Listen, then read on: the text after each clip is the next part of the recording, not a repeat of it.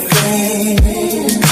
Built from pressure, think like a king. No handouts, I calculated wins. Say it if you mean it, say it if you mean it, say something only if you mean it. Only if you lived it or seen it. That's when I believe it. I'm not only conceiving, I'm seasoned with frequent achievements. To spit bars while you weak and reaching for anything convenient. To try to measure what I succeeded. Rappers I defeated, deleted, removed from a caliber they can't redeem it. I dreamed it as something possible. Even when times was awful, I stay colossal. Think like a king, conquer everything remarkable. Think logical, never want a handout. I just stand out, cause I move calculated and it's planned out. Counting bands out, trying to get the bread out. Some niggas sit and wait, that's a fucking mistake. I ain't got time for waiting, I've waited enough. I tried giving up, but I'm living up to the expectations I'm setting up. Anything I put my mind to, I'm inclined to remind you the dope shit that I do. See, I don't fake a thing. Built from pressure, think like a king. No handouts, I calculated a win. Say it if you mean it. Say it, say it if you mean it. Say it. It's at a point where I ain't even trying to deny it. It's fact. Spoil my girl, she a brand. The name is Reyes, best trapper to rapper. I'm Michael Jackson, bad, and if bad is what you want, I can make it happen. Now I back like a reference, you know. No, sir, I don't wanna kick it. All you do is smoke dope. There's so much talent on the block, but they be sniffing on coke. I still ain't really found my girl, so I'ma kick it at home. And hanging up on millionaires who wanna just let me know how dope I am. Fashion on Atlantic, I'm flying at any planet. Don't think about taking losses, my balance financial gain. If I ask 100 times, they want 101. I'm going to hang with Mary Jane, she take the breath from my lungs. I'm here for a good time, not a long time. It's a real small world. Everything could pause for a second and more. I take a second to give myself a toast. I don't fake a thing. Built from pressure, think like a king. No handouts, I calculated a win. Say it if you mean it. Say it if you mean it. Say it. Didn't see, I don't fake a thing. Built from pressure, think like a king. No handouts, I calculated a win. Say it if you mean it.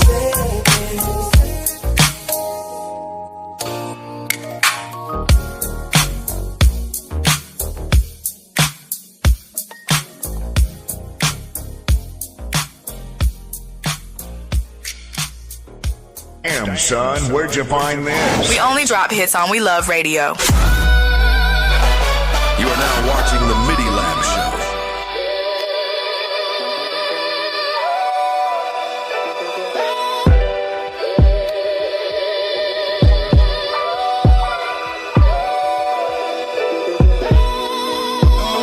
I've been fighting through the pain, trying to keep my head up. Dog nights, cold roads, but I won't let up. Tears fall every time I messed up. Came from nothing, now I'm blessed up. I've been stressed, but it's never enough. I just keep pushing, had to toughen me up. Lost friends, lost time. Still I'm on my grind and I'm still here. Pain heavy on my mind. Heart heavy, heavy hearted. Always finish what I started. I do this for my dearly departed. For my partners we done lost through the years. Too many losses I can't keep count. I just speak what I'm about. But look how I shift in the gear. I ain't the same nigga from last year. Forever getting better, trailblazer, trendsetter. 23rd, let it throw it up, that's not the W. With some West Coast niggas, show you what these colors do. Bounce out the BMW, that pressure coming straight to you. All gas, no brakes, I can't slow down. All gas, no brakes. All gas, no brakes, I can't slow down. All gas, no brakes. Yeah, pain made a king, I don't fall now. Had to move smart, couldn't sit in that pain. Had to tighten my circle where everybody ain't gang. Seen love turn fake, had to charge it to the dame. Now I peep every angle, I don't look at shit the same. I was down on my last, had to get it out the mud. Ain't nobody show love, I was really out of stuff. Now they see me coming up, now they see me coming up. Through the pain, trying to keep my head up. Dog nights, cold roads, but I won't let up. Tears fall every time I messed up. Came from nothing, now I'm blessed up. I've been stressed, but it's never enough. I just keep pushing, had to toughen me up. Lost friends, lost time. Still I'm on my grind and I'm still here. Pain heavy on my mind. Heart heavy,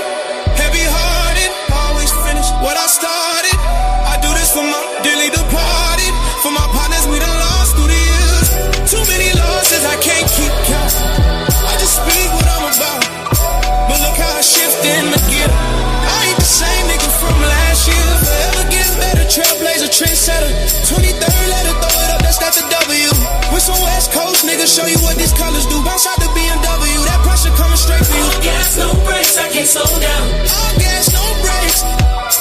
All gas, no brakes, I can't slow down. All gas, no brakes.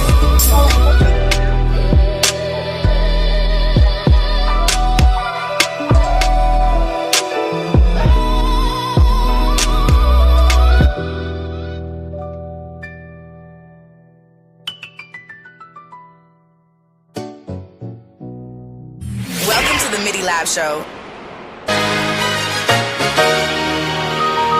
We only drop hits on We Love Radio.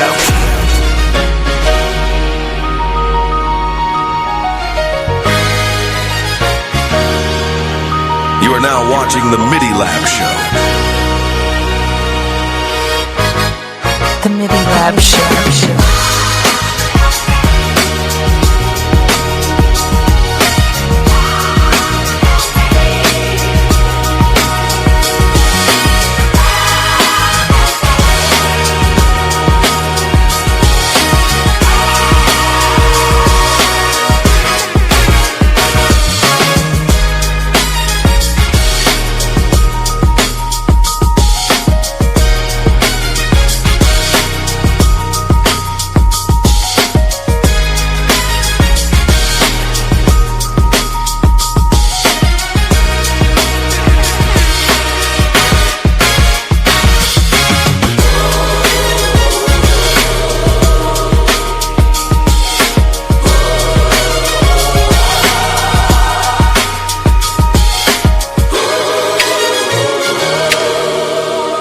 The MIDI Lab Show.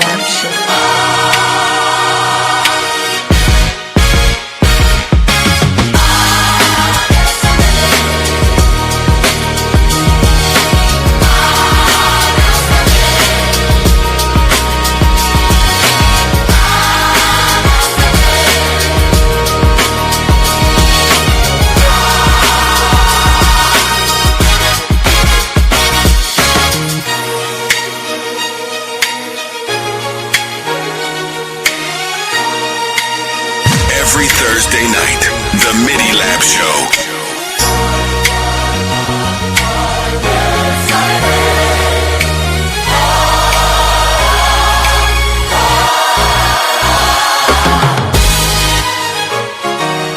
The MIDI Lab Show.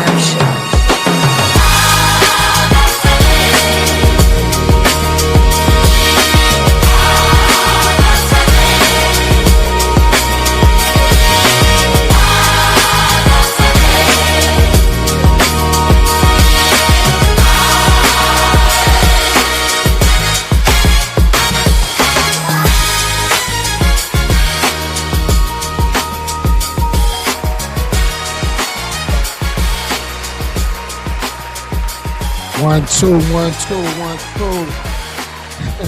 2. Yo, We got the whole squad in here tonight, man. This is a bit extra special. You know what I'm saying? We have the whole team in the building, man, and it's a very good feeling to see everybody in the building tonight. Man, shout out to the team, man. This is a beautiful thing. We only drop. Hey, A little too happy. we miss y'all. Ain't too busy. Treyway, you know, and Mr. Reyes, man, we missed y'all, man. You know what I'm saying? And welcome back. Appreciate it, man. Yeah, man. Likewise, man. Thank you for having me back. You know, because I thought that whole little layoff thing was gonna be permanent that y'all did with me, man. So I'm glad to see y'all brought me back around. Glad y'all really saw my potential. You know, we keep this relationship going, man. Hey, nobody ran a layoff by me.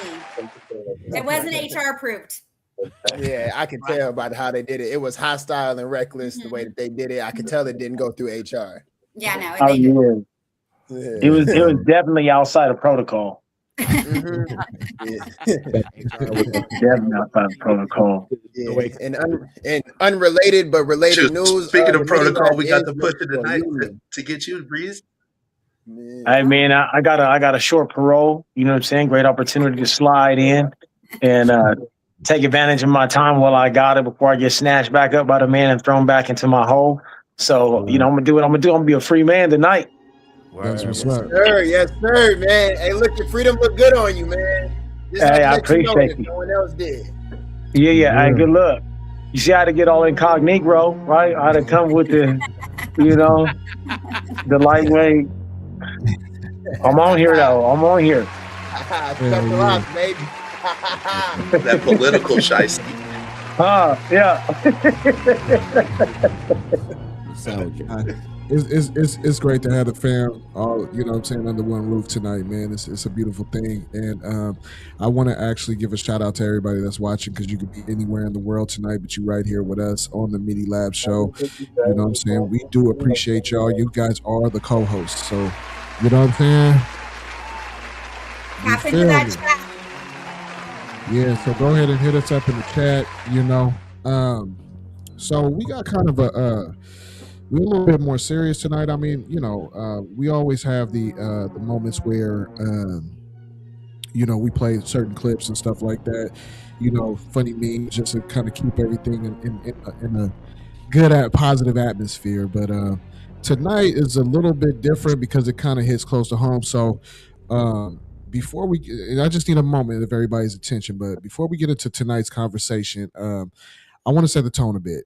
Now, when NWA released F the Police, it was more than just a controversial record. And it was young black men from Los Angeles expressing their pain, their anger, their frustration from their experiences with police brutality and how their community was being treated.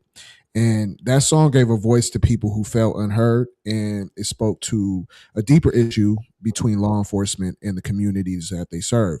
But over the years, many of us have also learned that it's not all law enforcement and their officers who truly serve with honor, respect, and integrity.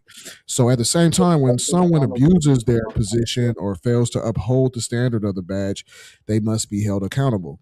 And we all have hard days at work. All right. So we all deal with stress and pressure, but professionalism matters. And when you carry the title of protect and serve, the community expects patience, discipline, judgment, let's say accountability. Okay. And that brings us to tonight's conversation about Officer Bianca Camacho, formerly known as Officer Bianca Brown, and the young man Maurice Williams. Now, an incident that has reached national attention.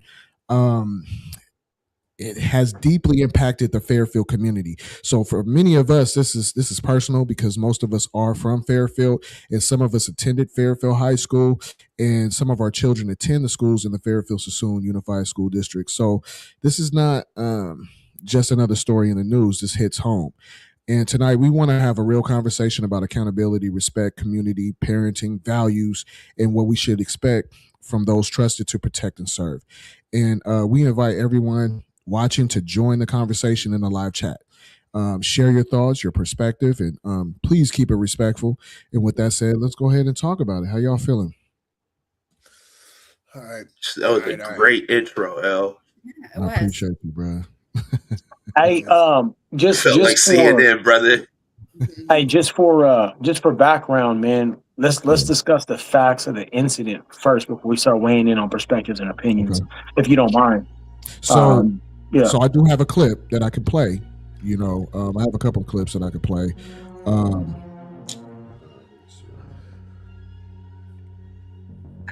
So I'll run the. Go ahead. Sorry to interrupt. What's funny is that I saw a Facebook chat post from the police before I even saw the video. So the narrative to me was very distorted. So I want everyone, when we're watching the clips, to also keep an open mind, because you may have heard one side, or you've gotten one angle of it. But we have to be open-minded to be able to be unbiased in our thoughts. So I wanted to leave with that as well, because if you're getting one narrative and you're not getting another, it could lead you to go down one path and not understand the full situation. I respect that. So I'm gonna run this clip, and then we can engage. Mm-hmm.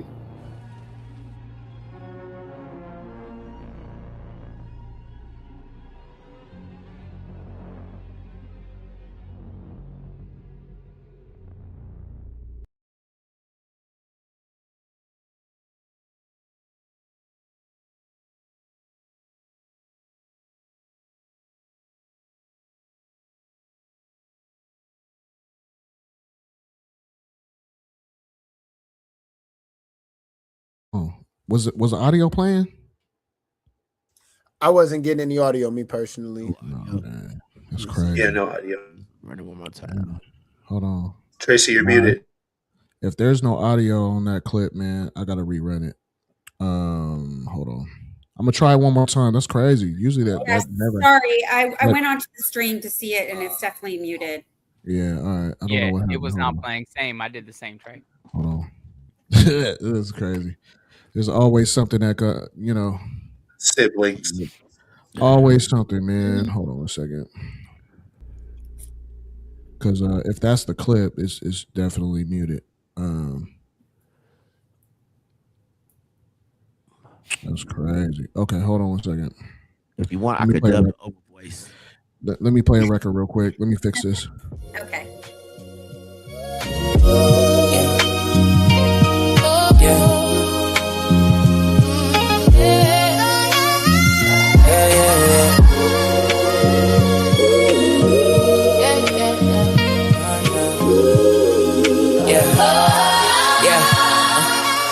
How should I start this? Used to be heavy hearted. My flesh got me heartless. Got me feeling nauseous in a world where blacks is targets. Not just the police, but the dudes in my apartments. They could've easily resolved it, but the ego got us evil and it's retarded. And I pray regardless, ask God to grab my heart and guard it. Lost partners departed, the streets is bombarded with lost souls. Stick to the code, what I grip it explodes. So when I spit it's octane, gasoline flow. That'll tag your team like shells inserted in a magazine. These rappers ain't even half of me, cause even half of me is a machine. It'll take a faculty to match me. And actually call me majesty when you ask for me. You can have rap. I'm trying to pack a salary, make my kids proud of me. They bring the best out of me. Scream God first on every verse, cause what it's worth. I've been through worse, life is a gift and a curse. I'm trying to pack a salary, make my kids proud of me. They bring the best out of me. Scream God first on every verse, cause what it's worth. I've been through worse, life is a gift and a curse. So when I spit it burst in the worst way, my wordplay, doomsday, duck when the tools spray. Give me my credit, my work ethic, unexpected, especially when me and my dudes connected. It's collective, don't disrespect it, just respect it, embrace it or reject it. It's good either way is my perspective. Situations bother you only if you let it. Got a fetish for getting money, it's accepted for the record. Used to be reckless, then I got my mind together. I was living a death wish when the devil tested. I let God interject it, and I received the fruit I'm blessed with. Invested in the wrong kind, but that's expected. As long as I correct it, my method of perception, I'm persistent but aggressive. You can have rap. I'm trying to pack a salary, make my kids proud of me. They bring the best out of me. Scream God first on every verse, cause what it's worth. I've been through worse, life is a gift and a curse. I'm trying to pack a salary, make my kids proud of me. They bring the best out of me. Scream God first on every verse, cause what it's worth. I've been through worse, life is a gift and a curse. That's an anthem. L, that's a fucking anthem, bruh. Yeah.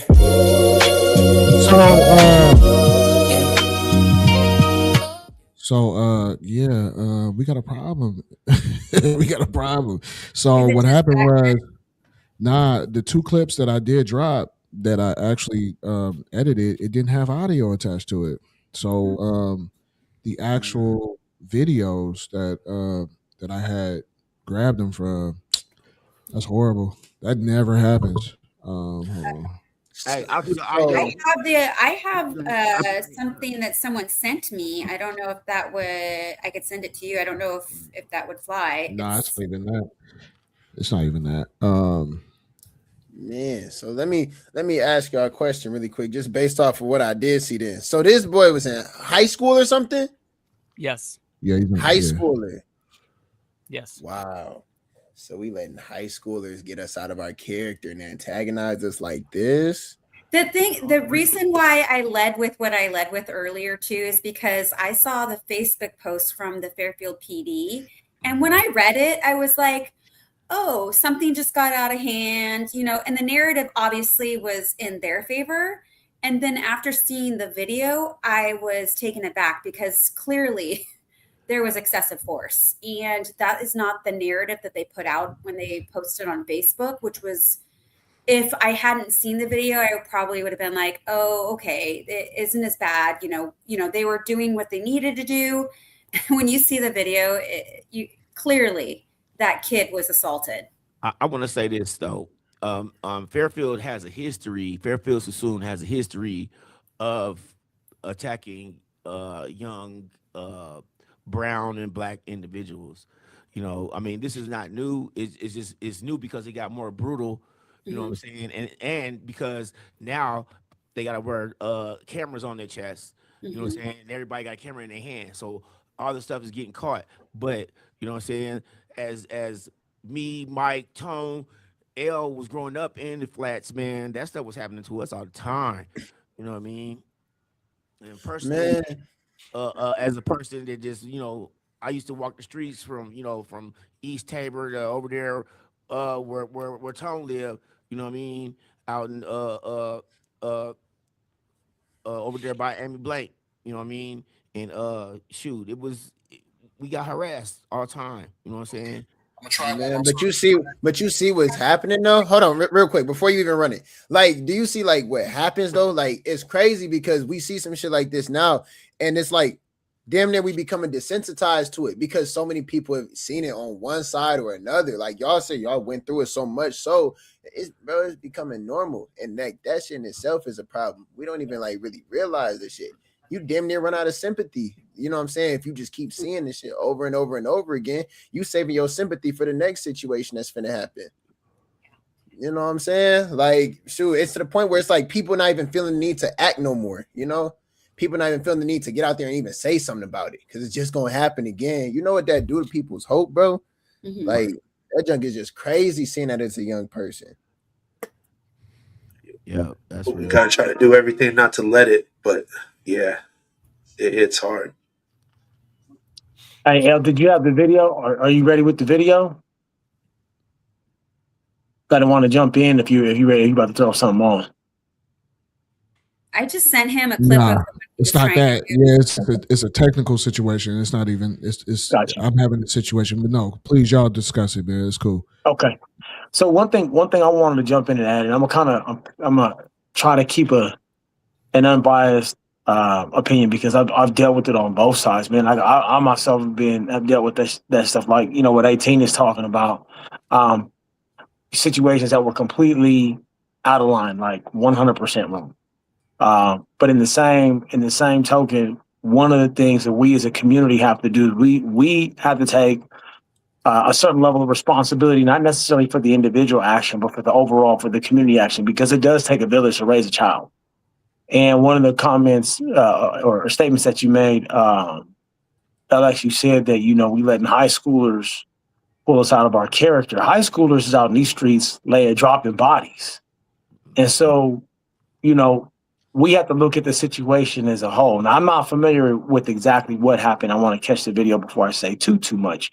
But one of the things that we are responsible for is making sure that our kids know how to conduct themselves so as to eliminate any excuses that anybody else may have to step outside of the realm of their professionalism, right? And that's a big deal because when we talk about a loss of hope, it's not just when it comes to authority. When you listen to our music lacks hope. We just keep it 100% honest. I mean, we elevate a certain type of behavior and mannerism. And then when we see it, you know, in the streets, people are in shock and awe. And then when we see that it has consequences, we're all surprised. Like consequences are not supposed to come with that level of behavior. You know what I'm saying? It's not just a one-sided thing. We have to do our job to make sure that when something like this happens, we can honestly say, hey, you had no reason. I mean, absolutely no reason to behave that way. He wasn't dressed a certain way. He didn't behave a certain way. He didn't go by a certain way. So you had no reason to treat him as such, right? Eliminate the excuses, because I'll be honest with you, man, it's not just a one-sided thing. A lot of times we furnish the excuse that a person needs to step outside of professionalism and behave the way they do, because that's what they do, right? They come back and say, oh, well, look at this. This person did this. This person did that, to try to smoke screen some of the lack of professionalism. In other cases, and let's just keep it 100, we know people that was out there that was just for real. I mean, like a block monster. And then as soon as something happened to him, everybody got him on a t-shirt talking about he would have gave you the shirt off his back. But when we knew him, he was out there snatching shirts off of backs. right? Everybody's an angel after they get their cap pill. But let's be honest, not everybody was an angel when they was breathing.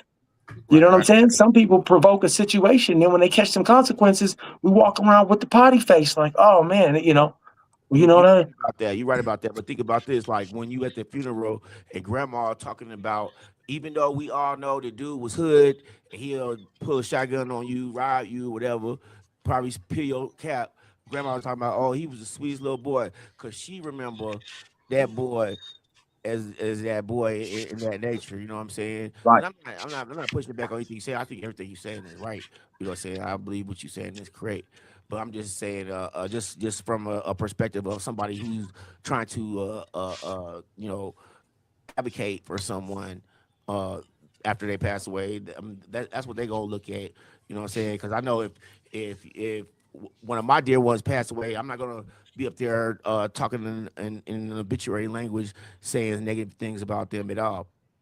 Mm-hmm. But that also plays into it takes a village, right? Because maybe he was a sweet little angelic boy when he was little, but what he was raised in as far as an environment shaped and molded him to become the person that caused this, right? So as a community, we have failed him, right? Mm-hmm. Yep. And that's exactly what I'm saying. I don't even know yet because I don't even got the context of what happened. All I'm saying is where I'm standing right now.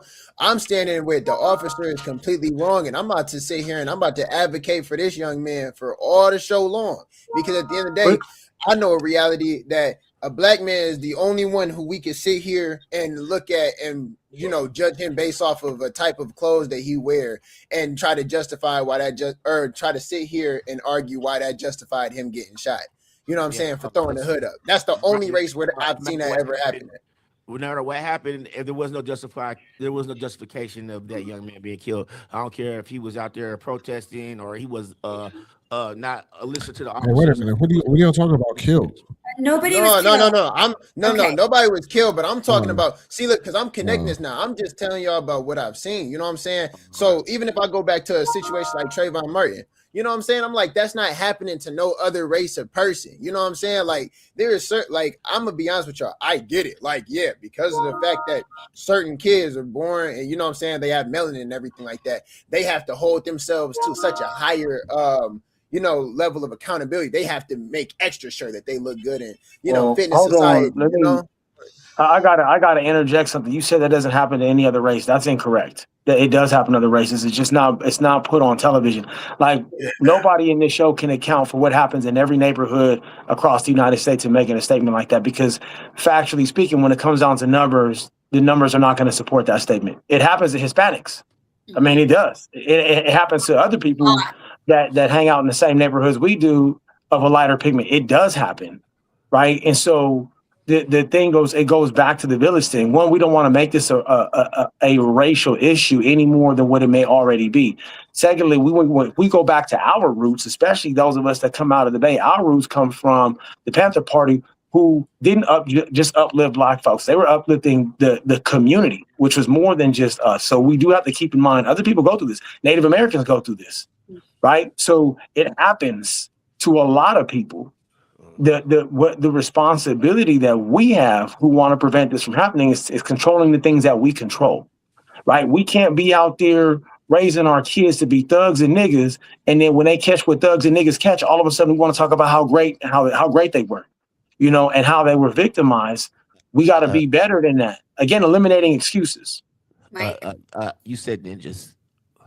Oh, Mike, you I was muted, but that was cool. I'm still over here muting me or something. I don't know. Are we doing the slap or are we doing the punch? No, bring the punch, but I use that for educational purposes. I use it for educational purposes. Breezy took my spot. Mm-hmm, he did. HR's in the house. And that's all right. Somebody broke the code. I did that. Hey, you know what? We give him the old school one, the new school one. Yeah, the old school one. He's an honorary Jack. He did too. Honorary Jack. You muted. I got it twice. Yeah, I got lit. I got socked up. And that was for your next one. Mm-hmm. It's gonna happen. No, it ain't gonna happen again. You put me in my place. I'm good now. I'm good. No, you ain't gotta tell me Cold-blooded. Hey, wasn't we just talking about healing? No. At the end of the day, you're still black. It's gonna happen again. All right. For the people I'm that almost, haven't, I'm almost there. I got one of the Okay, clips good. ready, and then I got to do the other one. Right on. Tracy, go ahead and explain that. I was going to say, to give a little background, well, he's going to show a clip, but No, it's still loading. Okay, good. Well, okay, so to give a little background, apparently this officer has had multiple violations of being extremely forceful. So I think that is, I mean, yes, we should all be probably on our best behavior, but we're teenagers, right? I'm not saying me personally, but I'm saying at that age, I remember how hellish I was when I was a teenager. I didn't respect authority. So I get that part, but you're still a teenager and the force is not needed. There's no need for it. And when you see the clip, you're going to agree 100%. Well, I think we say the force is not needed as it pertains to this situation. Yes, for sure. There are. I mean, just because a person is a teenager doesn't mean that a certain level of force is not necessary. Again, we got teenagers out there dropping bodies doing grown man work. Yes, that is correct. I would say doing grown man work. I would say what she is saying is when you look at the circumstances of this situation. Excessive force definitely is what you the words you would use to describe this, because it was like she saw a fly, instead of using a fly swatter, she took a bazooka to the situation. You know what I'm saying? Right. Like that's probably the best way to quantify this, man. Yeah. And I got a lot of points that I do want to make throughout the course of this evening, but I will start with this one. Everybody wants to paint. Not everybody. There's a side of people that want to paint this picture as, well, if he hadn't been doing blah, blah, blah, you know what I'm saying? This would not have happened. She would not have reacted the way she did. Two things can be true at the same time. Somebody can be acting in a manner that is less than desirable for the situation, and somebody else can still react to that situation in the wrong capacity. Two wrongs do not make a right. They never equal a right. You know what I'm saying? So the fact that this young man was accused of doing whatever it was he was accused of doing is irrelevant to what she responded with. You know what I'm saying? We can sit here all day and talk about, this young man. But we're going to separate the two situations. The young man did what he was doing allegedly, and she confirmed what she did. That's on video. You know what I'm saying? You cannot dispute that. So let me run this clip so we can catch up, and then so let me at least run this clip, and then so that it'll put everything into perspective of what we're discussing tonight. So good job, Lionel. For sure. Yeah, right. The family of a teenager who was repeatedly hit by a police officer at Fairfield High School after allegedly acting aggressively toward police officers and resisting being handcuffed during a school fight has filed a legal claim against the city. It is the first step toward a lawsuit.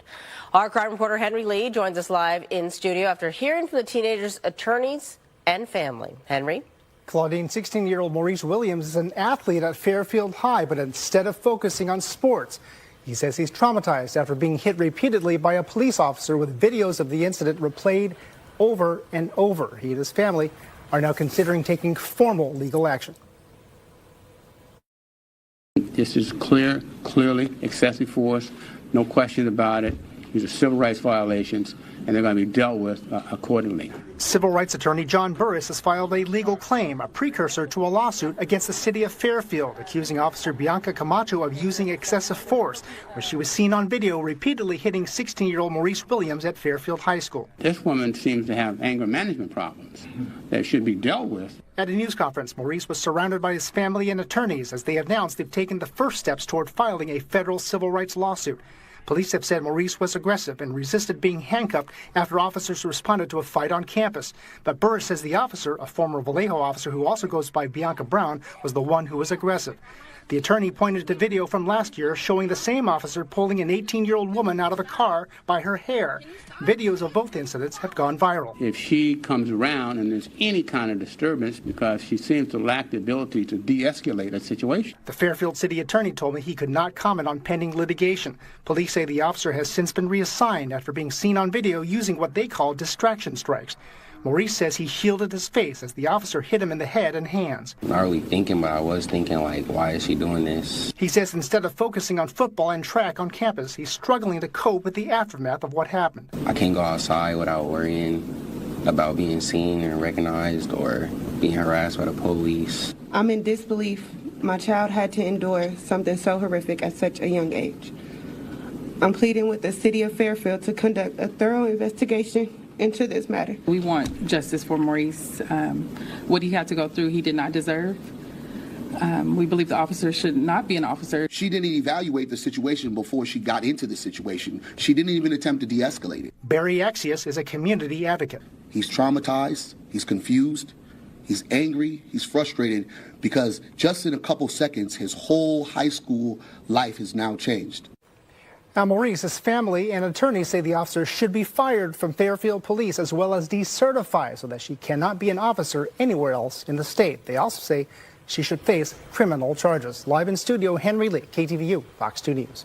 Yeah, and Henry, I know you talked to this teenager extensively last week about really what happened, and certainly you asked if this was the next step then, and they had said stay tuned. But when you talked to that teenager, he did say that he did talk about being a little confused during that altercation and wondering why she reacted the way she did. Yeah, he's saying that he was getting mixed messages saying, show me your hands, but he's protecting his face. So all this will have to be potentially litigated. All right. Henry Lee reporting live in studio. Thank you, Henry. The MIDI Lab Show.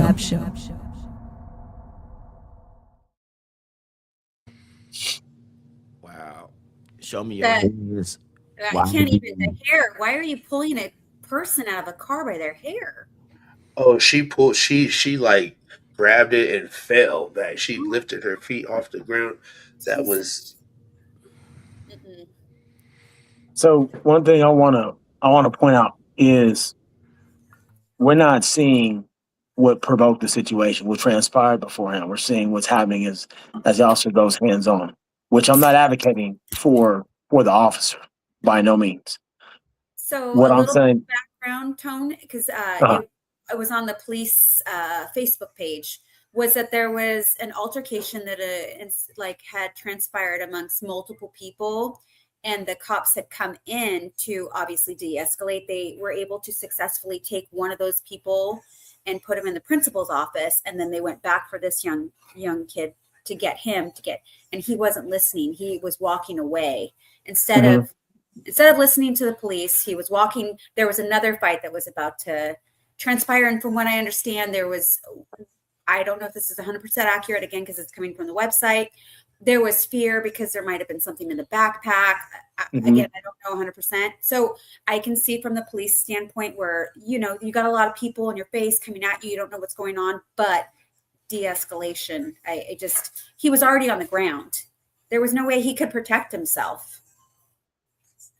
yeah, absolutely. Again, I'm not advocating for the officer's actions. What I'm saying is that there's more to the story, and ultimately, at what we all live together.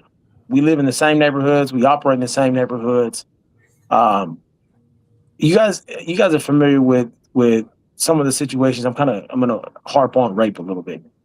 There are certain cases where you have individuals who they call rape or they call some type of inappropriate behavior when there was none, and it makes it harder for the individuals who've actually experienced some type of sexual assault or sexual trauma when they actually come forward. Like, they're the ones who really have to fight for those rights because there's people who abuse it.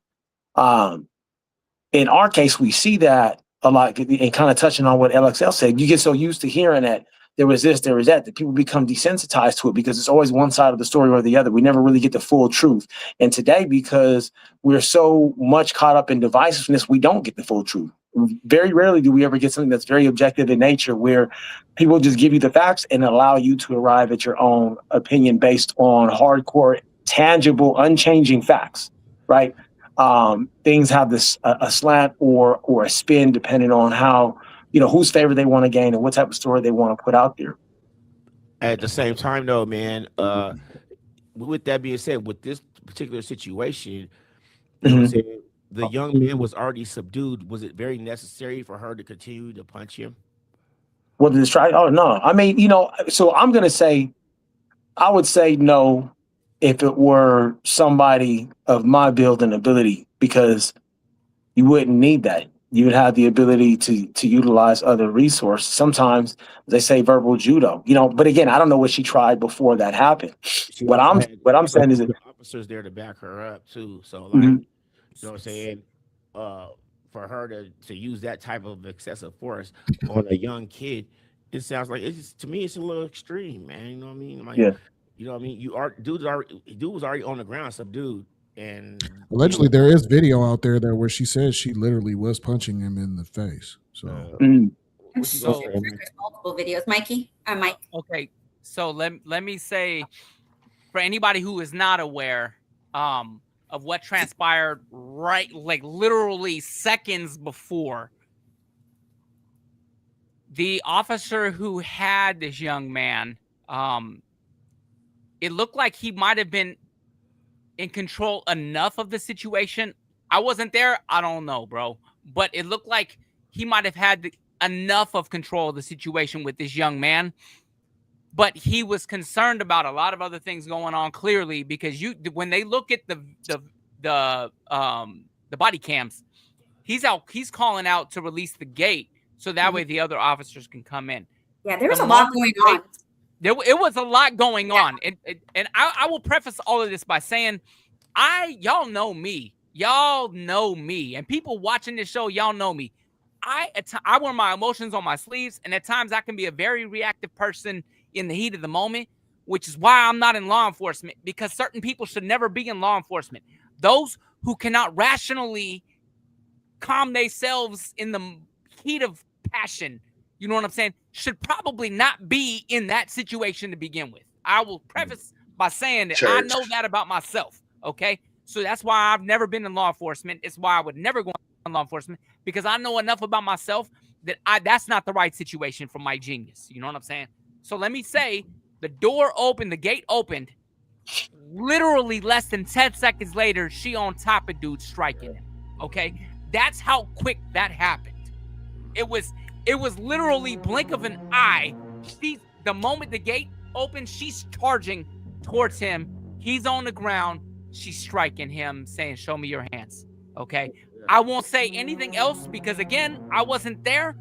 All I know is from what I seen on student footage and from the body cam footage, gate opens, less than 10 seconds later, she's already on top of him, punching on him. And I don't care if she's punching on his face, his head, his hands. The definition, according to law enforcement, about distraction strikes, which for me was a new thing. I had to learn that one because I ain't never heard a new way to beat somebody's ass. You know what I'm saying? I never heard of distraction strikes. That's a legal way, Mike. That's the legal way to get away with it. Bro, that's some really good chat GPT. I was last month old. I was last month old when I found out there was a thing called distraction strikes. Yeah, I never heard of that. They say when you do distraction strikes, you're supposed to hit large muscle tissue areas, not bones, not the face. You know what I'm saying? And nowhere that could cause respiratory issues, things like that. So striking where she was striking was beyond, probably a poor choice on her part and requires more training. And then when you start looking at some of the other things that build up on her, like from previous experiences, she is a very reactive individual, and law enforcement may not be the best fit for that young lady. Well said, Mike. Well said. Let's give Mike his props right now, because that was him and Tone. Everybody's giving out some really good, you know what I mean, pointers. So we have to just give that moment. That was really good, Mike G and Tone. No, Breezy, thank you, man. And then we could throw go ahead, LXL, and then we gotta liven it up so it, you know what I'm saying, it gets too serious. So after you get I want to add something that they kind of highlighted in the newsreel, because it already seems like there would have been probably a narrow spectrum of actions that the young man could have took to have warranted what the officer did. So with that being said, they said that two things that could possibly happen. They're looking into seeing, is this situation worth her losing her job, and is this situation worth her facing like criminal prosecution and stuff like that. I want to see what y'all thought about that. Do y'all think she should lose her job? Do y'all think she should be criminally charged for this? Like, how deep do y'all think this is? Well, it's not her first time. I mean, it would be one thing if it was a first offense, but she has a history of this. She needs to walk the plank. Hey, let me add the second side of my argument right quick, because I don't want to make it seem like, you know, I harp on one side and I don't really share my opinions on the other. So first and foremost, when I talk about us raising our kids to eliminate the excuse, it's to highlight the lack of professionalism on the other side, because that's really that's really where the issue is. You're paying somebody, right, to enforce the law. You're paying somebody because they're professionally capable of making life and death decisions, because they represent the law of the land.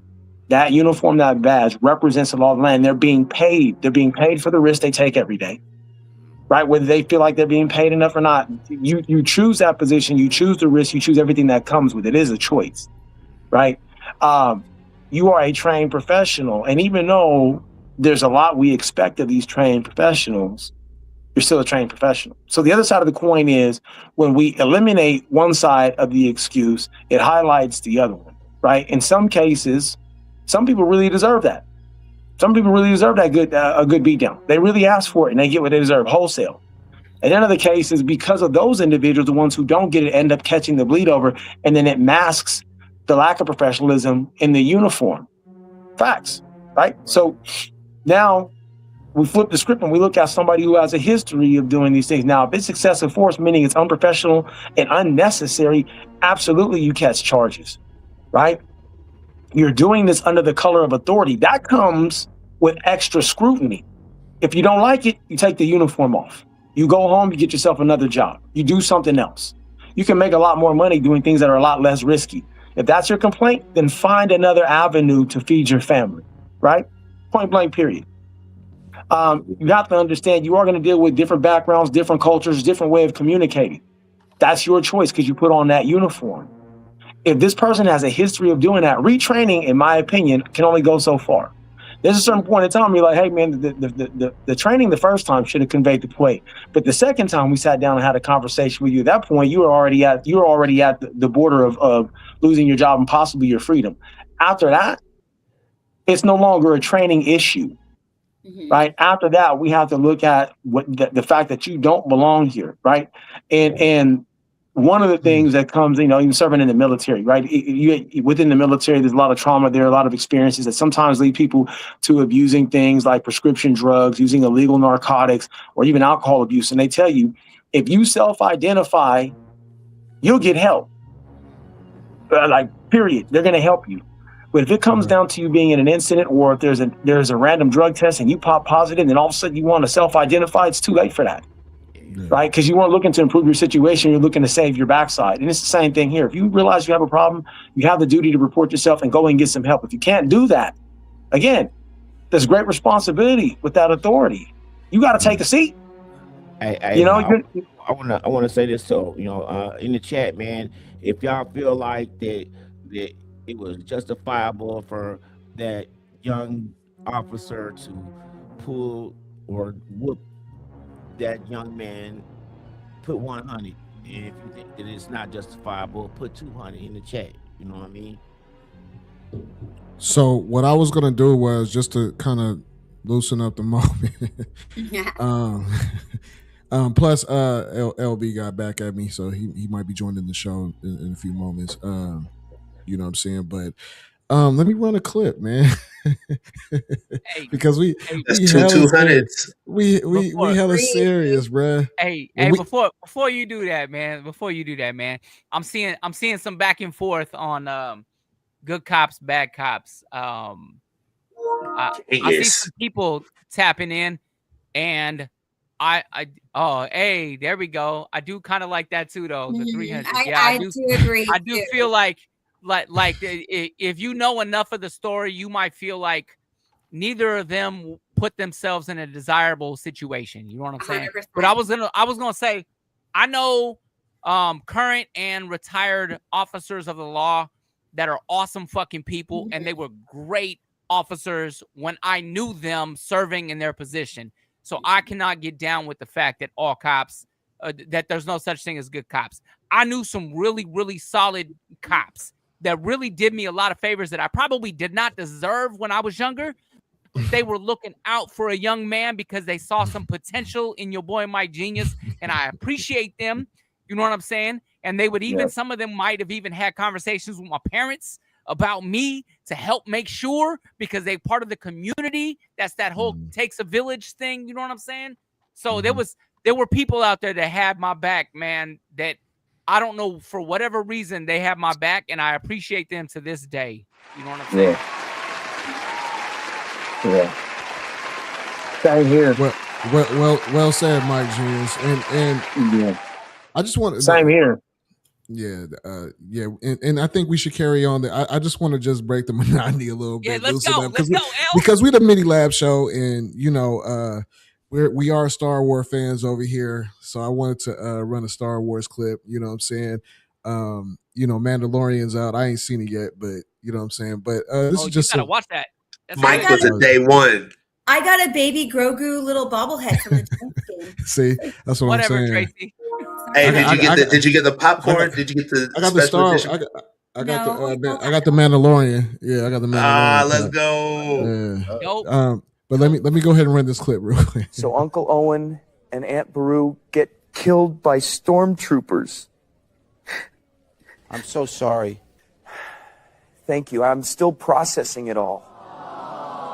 And right before that, I meet an old family friend, an old hermit named Ben Kenobi, who lives in a cave near our farm.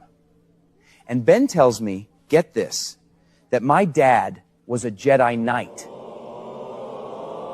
Not a navigator, a Jedi. And he was his best friend. Quite an upgrade. Right? And then he tells me my father was betrayed and murdered by another Jedi who turned evil, a guy named Darth Vader. Well, Luke. It's a trap!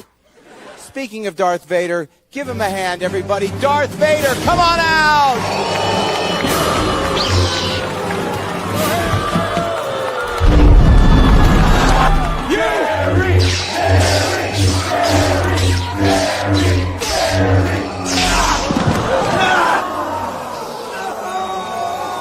Obi-Wan never told you what really happened to your father. No. Obi-Wan told me you killed him. Jerry, let the truth be heard now. In the case of Luke Skywalker, Darth Vader, you are the father!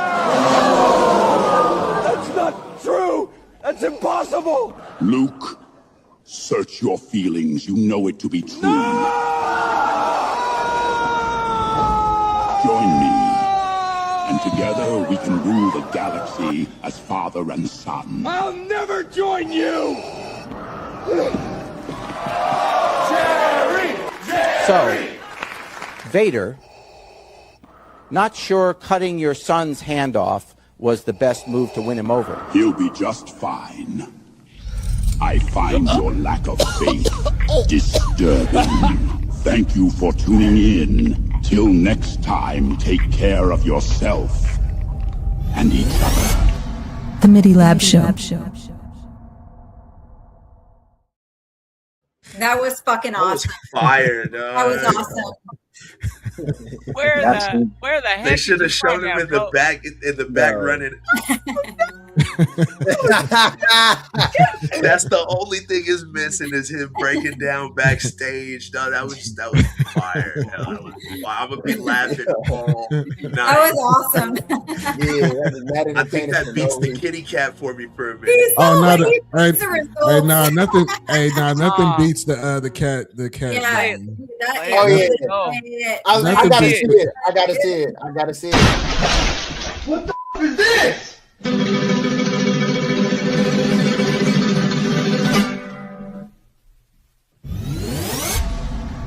The MIDI Lab Show.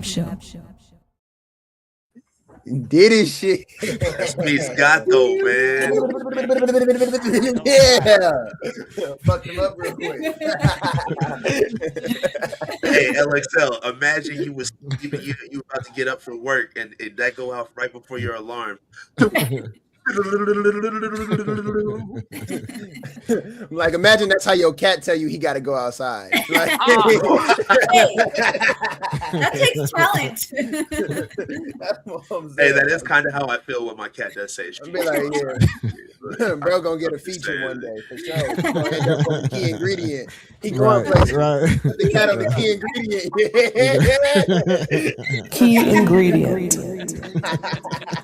Shout out the key ingredient. You don't know, man. You better find out. Damn, son, where'd you find this? We only drop hits on We Love Radio. You are now watching the MIDI Lab Show. Okay, we gotta get That was serious, good. That man. was good. Hey. What's up, bro? No, What's never up, mind, 18? never mind. No. What's up, 18? Speak your piece, bro. We're not doing this every week. You know what I'm saying? I don't know. Everybody might not be feeling me on this, man. I was going to say play that bounce out for me. But everybody not be feeling that right now. You want to hear bounce out? I'm always feeling bounce out. I ain't gonna lie. That's what Y'all want to hear bounce out? Y'all want to hear bounce have out? a Thursday without bounce out. Man. Yeah. I don't like it. Damn, you don't like it, Mike? For real? No, I love it, bro. I was gonna say. I don't like it. Play, I love it. now I'm gonna play it. I was gonna mute. I love it. Mike's not a bounce. You either love it or you get from it. All this whack shit I can't stomach with the bars, cause I'm busting like a Mac 11 weapon, hanging out the backseat of a window with the engine revving. This for the bounce out steppers every step. This for the bounce out steppers every step. Yep, I'm back where I started. I'm rapping regardless, no matter the artist. I baffle the artist, probably better your artist. Ain't no passion for artists. Stick in the clip, start flashing, clapping at artists. It's only facts. I'm the hardest. Turn to the max, pointing exact. I'm expanding the margin, attacking the market. Turn rappers to targets. I'm only honest. I'm confident that most of you incompetent niggas can't even comprehend my accomplishments. Is opposite of everything you acknowledge and everything you listen to. You fumble on that, you mumble and rap. I'm from an era, there no era when it comes in the rap. You either learn or you get from it. All this whack shit I can't stomach with the bars, cause I'm busting like a Mac 11 weapon, hanging out the backseat of a window with the engine revving. This for the bounce out steppers, every step, every step, every step. This for the bounce out steppers, every step, every step, every step. Beware something scarier. I spit slaughter rap. I control the turf like a quarterback. You niggas sorta rap. Then I box you in your corner, bring coroner and all of that. Pick up the pieces, I'm a beast when I'm beasting on suckers thinking we even, like we in the same league competing. I'm conceited, best believe it. I'm the best, I mean it. Relieve him of his life and leave him for the sharks to eat him. Container flow, gas the flammable. Man eat an animal, bust a nigga head like a cantaloupe. If we talking bread, I want half the loaf. At this point right now, half the blow. You either love it or you get from it. All this whack shit I can't stomach with the bars, cousin. I'm busting like a Mac 11 weapon, hanging out the backseat of a window with the engine revving. This for the bounce out steppers, every step. This for the bounce out steppers, every step. Every step, every step, every step.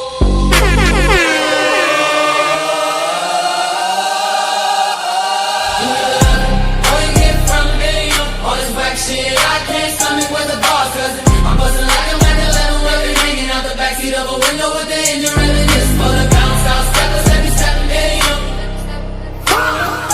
This for the bounce out steppers, every step, You either love it or you get from it. All this black shit, I can't stomach with the boss,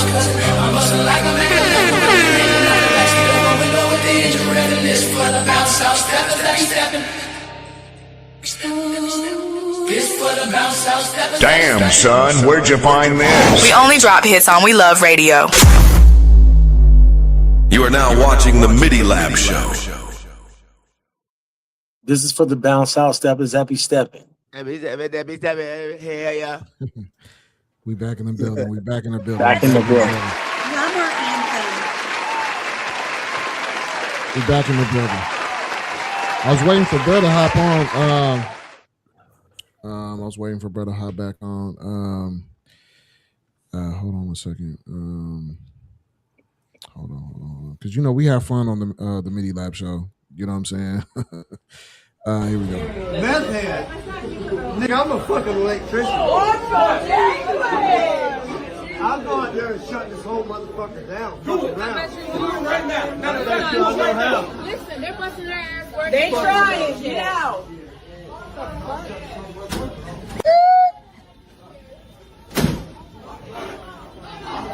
I got it on tape.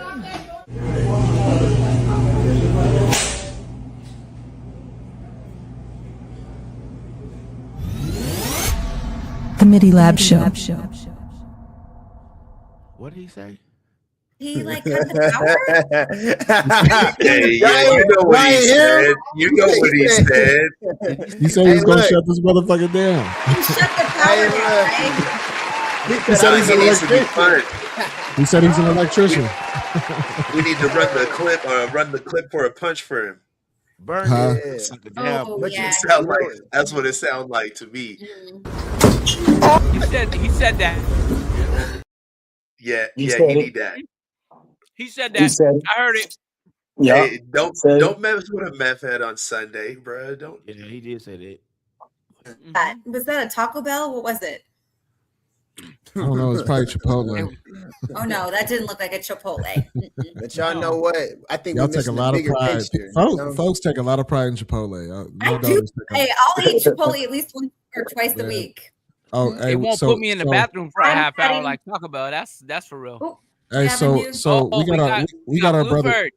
We got our There we brother go, LB in LB. the building. Yeah, we got our brother LB in the building, man. He you know what I'm saying? Sir, welcome. Y'all can hear me? Yeah. Yeah, we hear Okay. you. What's up, y'all? I apologize for being late. I just got off a Juneteenth meeting that ran a little late. Yeah, no, But I'm we here. understand. No, we appreciate you here, brother. We kind of jumped into what was going on, and really, I mean, because you actually really front line with all of this with the young Maurice Williams and the family, and with the law, with the police officer. So, I mean, if you want to give our viewers a little bit of insight, and your perspective and how you feel about this incident. So I was kind of taken by surprise. It was kind of like a shock and awe moment for me. I woke up one morning, I want to say the Thursday after, it happened on a Wednesday. Thursday morning, I'm getting ready for work. And I seen an inbox message from the mother of Maurice, but and it was a video. And so I look at the video and I kind of didn't really think of anything of it, but other than, man, whose kid was that? Yeah. And she replied, "It's my son." And it just took me. It shocked me. I was totally blindsided by it. I mean, she didn't prepare me. It was no context. I just looked at the video and I was kind of like, "Damn, man, whose kid is that? That's a police officer just beat up, basically." Yeah. And when she told me it was her son, man, it kind of just my heart dropped, and it became personal immediately. You know what I'm saying? And I said, I kept thinking to myself. I was pacing that morning. I kept looking at the video over and over. I looked at it probably about 10 times. I'm trying to look for something that justified what I seen at the end. And the more I looked at it, I couldn't find anything. And so I said, man, I just thought to myself, man, that could have been my son. And I was like, wait a minute. Man, that is my son. You know what I'm saying? And so from then on, I just stepped up to the family and I just said, hey, man, what can I do for y'all? And next thing you know, my boy Barry, I'm not sure how he got involved. He's a community activist out in Sacramento. I met him probably about 4 or 5 years ago. Yeah. And when I seen he was on it, I said I know it was full court press. So I just had to lend my hand and to lend my platform because I had an incident that happened with my daughter in January 2015. Didn't involve the police, but it involved brutal violence against my daughter. To where some students were expelled from Solano College. But the thing about it is the police wasn't going to press charges. So what I had to do is, because I found out it was all girls that did this to my daughter. When I found out it was all girls and they were my daughter's age, what am I going to do to girls? You know what I'm saying? So I said, okay, I'm gonna go on the media, social media, and I'm gonna start blasting everybody out who was involved. And I just blasted them. Next thing you know, it brought attention, national attention to the incident. This was Solano County basketball players had jumped my daughter from the girls basketball player team, and they had 2 parents with them at Allenwood Park. Allenwood, wow. Yeah. This was in 2015, and so it brought national attention. And so when I was talking to the family, I said, "Hey, we need to blast this as much as possible on social media so we can let everybody know." And I said, "Do I have your permission to do my thing?" And I just went to town, sharing every single day, and finally it got enough coverage that they got the attention of the law office of John Burris out in Oakland. And so now it's on cracking. It's full court press now. So right now, our next move, we've had 2 city council meetings that we've been to, letting our voice be heard. Now our next move is to show up at the school board on the June 9th, which is next Tuesday. At 5 o'clock. Okay. Yeah, that's the next move. And so this is just the beginning for us. This is something that we're not going to let go. This is something that we're going to keep pressuring the firing and the decertification of Bianca Camacho Brown, whatever you want to call her. Right. This is just something that I just can't, man. And that young Maurice, I don't know if y'all know him, man. The dude he's an honor roll student. He's a sophomore that is a starting quarterback on varsity. And if anybody knows anything about sports, that's not something that's easy to do. Absolutely. I don't know any thugs that's on the honor roll or that's a starting quarterback as a sophomore. You know what I'm saying? Right. So he's a good kid. He comes from a good family. Ain't never been in trouble a day in his life. There's lots of rumors saying he was in a fight. He was never in a fight. He never hit a staff. He never hit a police officer. All those rumors are false. The only thing he did that was wrong, in my opinion, was he should have listened to the police when they said stop.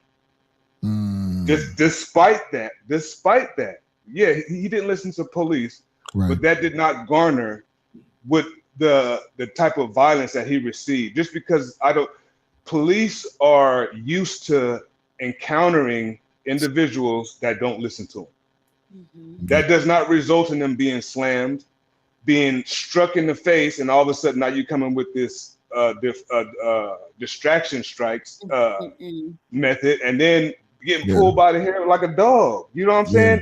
And not to mention that I would say that's not even proper for a cat my age, 53. Say for instance, I didn't listen. That wouldn't garner you taking me, slamming me, punching me in the face, and pulling me up by my hair. But I don't have no hair. But the point is, I'm 53. That was a kid, a 16-year-old child. You know what I'm saying? And you're treating a kid like that.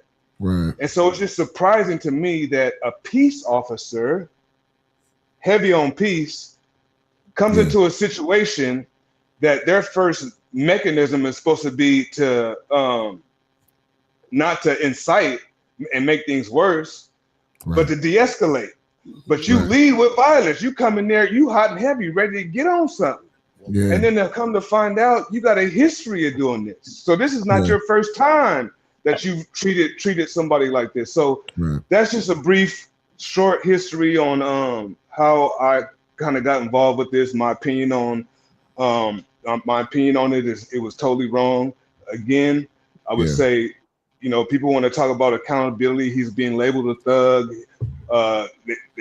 People have said he had weapons in his backpack, a screwdriver or something like that. That's false. Yeah. But like I tell kids today, even if you think the police is wrong, even if you think it's harassment, comply. Because if you think they're wrong, go to the courtroom and try to fight it. Don't try to fight it in the streets because it's always going to end up bad. 10 times out of 10 times it's going to turn out bad. And sometimes it even leads to fatalities. So yes, he was wrong for running from the police. He was confused. He didn't know what was going on. There was a fight going on. He was not the one involved with the fight. He had a verbal confrontation with an individual. He did not have anything physical going on. The only thing physical he had going on with anybody was when the officer grabbed him, slammed him, put him to the ground, hit him in the face, and y'all seen the video. That was the thing. You know, I just want to throw in there, like Mike Genius and I earlier, we were saying, like, we've never, in our 48 years of life, we've never heard of a distraction strike. Never. I've been on both sides of the law, and I know it's written in there somewhere, but I've never been a victim or what do you want to say? I've never been a target of distraction strike. I've been slammed on a couple of hoods in my time. But I've never been slammed on the ground. I've never, and I was a criminal. And I've never. What I seen that happened to Maurice as a criminal, that I hated police. I broke the law every day. That's just my way of life at one point of time, from 13 to about 20 years old. You know what I'm saying? Even throughout all the resisting arrest, the running from police, fuck the police and all that, never been treated like that young man was treated that Wednesday, ever. Well, also, I just feel like everybody's losing sight that he's a teenager. Like, we did stupid shit when we were teenagers, but it doesn't warrant how he was treated. That should have shaped their mind to say he's a teen. He's not listening. They don't listen to parents. Why? You know what I'm saying? There was so much going on at that time. I don't think I would have listened. It was so much chaos. And he was actually trying to call his dad. And to use that kind of force on a teenager is out of line. Out of line. And to your point about the confusion, he was so confused that he was trying to call his dad, saying, "Hey, Dad, what do I do?" But he never got to call his dad. He was literally on his phone. You'll see in the video, he had his phone in his hand. He's literally trying to call his dad, trying to call him and tell him what was going on, because he didn't know what to do. He'd never been in this situation. This is a kid that never been in trouble. They didn't grow up in the hood. They didn't grow up exposed to what many of us may have grew up seeing when we was his age. He wasn't exposed to that. So this police activity, all that what he witnessed was new to him. Yeah. So it just seems odd overall. Go ahead, Alex. Go ahead and hit it first. I'll come back. Man, I just gotta know, like, so where is all these rumors coming from of, like, oh, he had a weapon on him, oh, he was resisting, he was this, like, you know, like, I'm trying to figure out. Fairfield PD, you go look at their post on Facebook. It's ridiculous. I got you. Yeah. So the police officer, if you remember the video with Bianca afterward, there's someone with a camera asking her questions. Why did she do this? Why did she do that? Well, the person that was asking those questions was the mom. When they was asking the questions, they said, "What are you arresting him for?" And Bianca said they were arresting him for injuring a staff and resisting arrest. Injuring a staff isn't a charge. It isn't a penal code. Assault is a penal code. Maybe inciting a riot is a penal code. Maybe disruption in public is a penal code, but injuring a staff, what the hell is that? You know what I'm saying? The next day, the very next day in the Daily Republic reported. I want to say this was either Thursday or Friday of last week. Said that he injured a police officer. So which one is it? Can y'all talk to each other and get y'all story straight? The police says on film that it was a staff that he hurt, and then the very next day in the paper, y'all say it was a police officer that he assaulted. But yet, mind you, they haven't brought one charge against him to this day. Right. So how many? Come on now, he gonna assault a police officer or assault a staff and gets no charges for it? So they just gave him a pass? Well,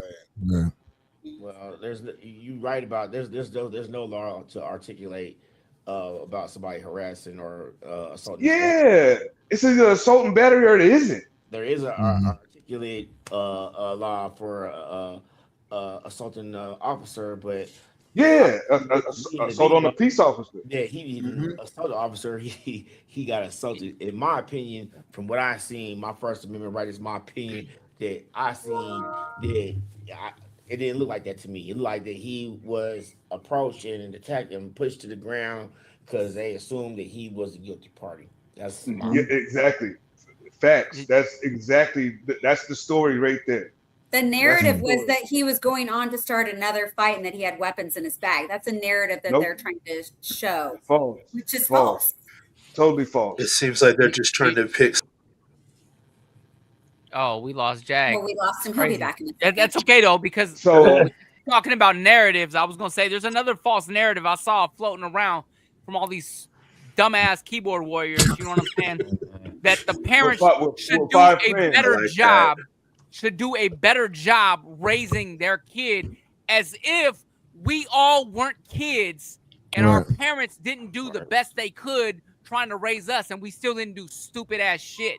That's the part that really pissed me off, man. Like, if you don't know the parents, keep your fucking mouth shut. That's number one, because you want to keep your name out your mouth. Kid. You know what I'm saying? Like, you're not a part of the community, the village raising this kid. You ain't got no right to speak on how this kid was raised, because you weren't there for all of that. You know what I'm saying? You don't know this kid, you don't know the parents, and you don't know what they tell him. They're not telling him go out there and thug out, son. You know what I'm saying? Like, get the fuck out of here with that shit. You know, well, then if you go and look at everything in the background, he's got an honor roll. LB's telling us he's on honor roll, starting quarterback. He's got his life together. So then it becomes a skew, LB, kind of in a way, when you say, of course, the only thing wrong he did was not go to the officer, not comply with the officer. But in the confusion of everything and us learning on what's going on and what's transpiring, if number one, he wasn't in the incident, he wasn't involved in the incident, he had no issue in the area, the surrounding area, then why would he think to adhere to police officers, waving him down, bringing him in? Because number one, he wasn't in the wrong. He's an honor roll student. He's not on none of this type of time to even be in the mindset to be worried about complying with an officer. That's a good point. I didn't think about that. Yeah. Well, I think we're talking about an intelligent young man. It's not hard to tell. I mean, if a teacher says, come over here, you're going to go over to the teacher. But that doesn't, going back to the point made, that doesn't justify the action that followed it, right? Like, there are certain situations and circumstances that highlight the problems that are at hand. When you have an honor roll student, starting quarterback, somebody who's never been in trouble before, that highlights the problem at hand. And the previous situation that brother was talking about when he said that, his daughter had been assaulted by some college kids whose parents were present. That stuff is the stuff I'm talking about.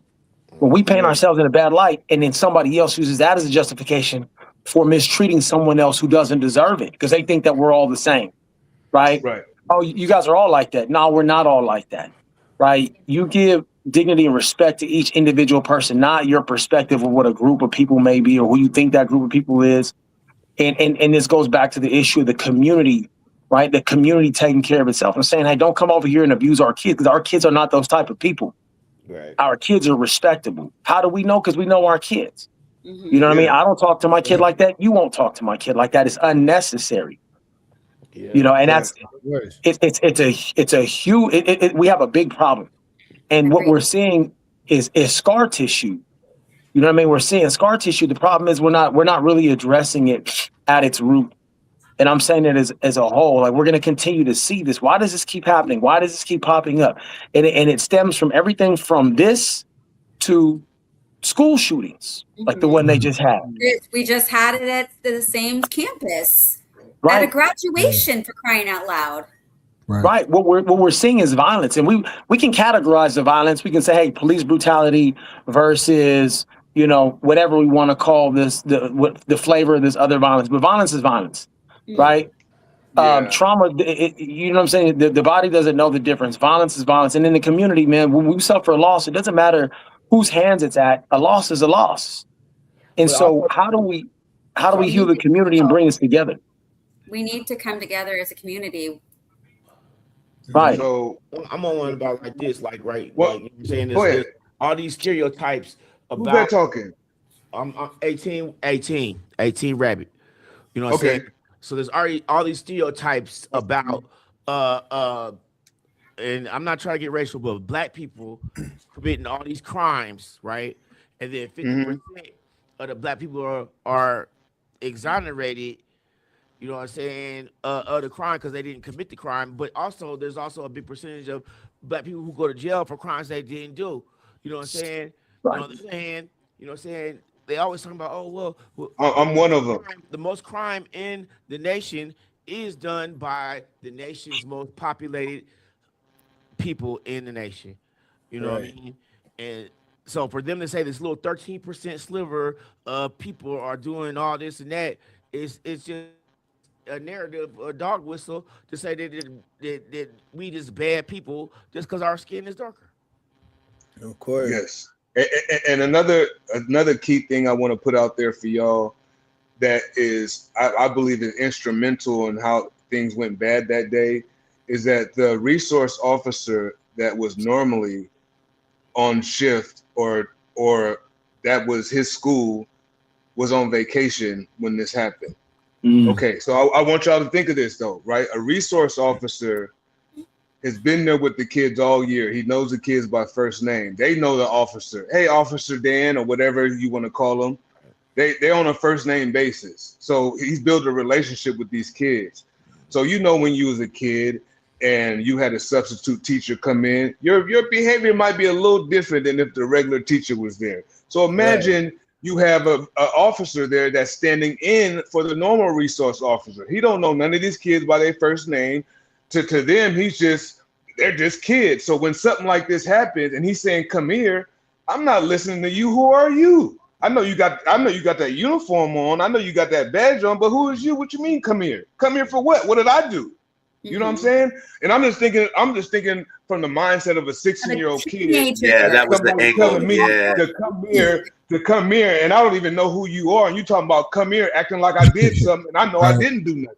Right. So imagine, and then on top of that, for you to call for backup, to have this rogue ass officer come in there like she's coming into a battle battle scene. There you go. Boy, she entered like Spartacus. No, I'm saying prison right. That's how they treated it. Come on, let that play.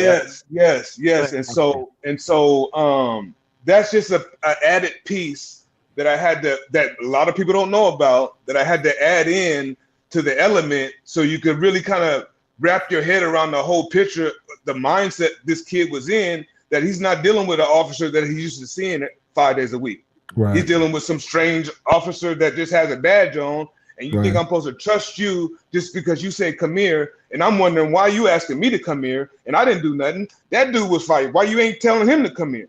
Yeah. Right. A good way to show a different point of view. Because we're so far back from it. And see, that's the thing is that I felt it was important to have LB on here. You know what I'm saying? Because he's on the front line, so he could give us perspective on, you know what I mean, on what's really happening on the front line. So, you know, Larry, I appreciate you hopping on with us. You know what I'm saying, and taking a moment out of your evening. You know what I'm saying, and talking with us. You know, I really appreciate it. Like El would say, you could be anywhere else, but you hear it. Yeah, it was important to me when you reached out to me, man. I really was eager to be here, even though I had a meeting that was in conflict. Right. And the reason why is because I wanted to come and kind of diffuse the rumors, diffuse all the false narratives that were being created and built behind this situation. Right. And then being so overwhelmed and full with this situation with Maurice, and then we have this the stuff that happened with the young man that passed away yesterday is just overwhelming. You know what I'm saying? Right. Just overwhelming. So I won't speak too much about that because it's a lot of information about that out. But just rest in peace, Mario, man. That's all I got to say for now about that situation. God bless his family. Yeah, So family, definitely. One thing about that I want to say. This is the only thing I'm gonna say about it. And y'all have been living in Fairfield for a long time, been around Fairfield High. Yeah. Tell me one time you've seen people at Fairfield High without a police, at least one police there. There's always police. They did not have. There wasn't any police assigned to Fairfield High's graduation yesterday. Not one. Wow. This sounds like a setup. The only time the police was there when 911 was called. I'm just letting y'all know that. That's a fact. It was always a police, like just always. I mean, just being don't matter what was going on. If somebody was Army on the always campus, had somebody. Yeah. And I went to both high schools. So just put that. I'm putting that out there. Do what you will with it. But to me, so these cases aren't related, right? No. Right. I seen Catherine Moy made a statement, and if you listen to what she said, this is why it's important for us to have police on our campuses. Right. Now, I know her personally. Yeah. I've been in the chambers and watched her nasty ass, funky, stank ass attitude. She used to be a friend of mine. We aren't friends no more. So you and the mayor are not seeing eye to eye right now. Oh fuck no. No. Okay. No. There's a lot of people in our city that's not seeing eye to eye with her right now. Let me just clarify. Oh no. Oh yeah. She's a lot. She lied to me. So I called her before the first meeting at the city council because I'm on here trying to defend her. Like, this girl came to bat for my daughter. This is my folks. I don't know what she got going on politically. Keep that out there because I don't follow her politics. I know who she is as a person. She stood up for me and my family, and I'm going to ride for her. But I hit her up, and I said, I'm on my way to the city council. I'm going to see you in a minute. But I can't defend. What am I defending? Like, people are saying you haven't said nothing to the family. They're saying you're not showing up to city council meeting. Tell me what's going on. Oh no, I reached out to the mom. She has a stepmom, and he has a stepmom and a mom, right? I said, yeah, I reached out to her. I talked to the mom, this, that, and other. I said, oh, okay, that makes me feel a lot better, right? Yeah, I'm on the phone talking to Woo Woo. I said, okay, see you tonight. I hope everything goes well. Blase. So we getting there, people talking, very emotional. There's some yelling going on. There's a lot of frustration. Emotions are at the heat. So the dad gets up there, and I'm sitting in the back. I'm chilling with Rudy Gonzalez. Shout out to Rudy. Shout out to Rude Boy. We in the back chilling, and as the father gets up there, the first thing he says is, Mayor Moy, I just got one question. Why haven't we heard from you? And I kind of looked like a confused dog, like, huh? Right. And then Rudy was like, what's up? What happened? I said, wait, hold on. So then she kept talking, and she said, yeah, I reached out. He said, who'd you reach out to? He said, I reached out to the mom. She said, how? She said, I emailed her.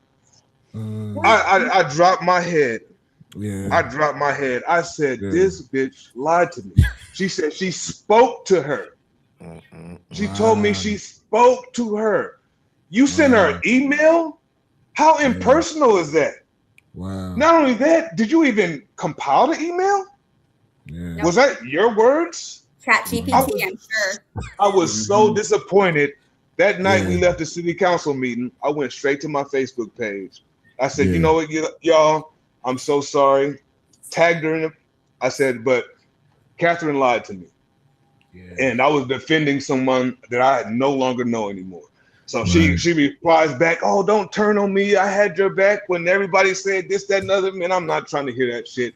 I don't. Yeah. I'm not fucking with you no more. You're not for my people. Right is right, is wrong is wrong. Yeah. I can't rock with her no more, man. It's unfortunate, but she drew a line in the sand. You lied to me. Right. If you didn't talk to the lady, you should have just told me that. What you think I wasn't gonna find out? I had to find out in real time that you lied to me. Yeah. Then I had to stand in your face.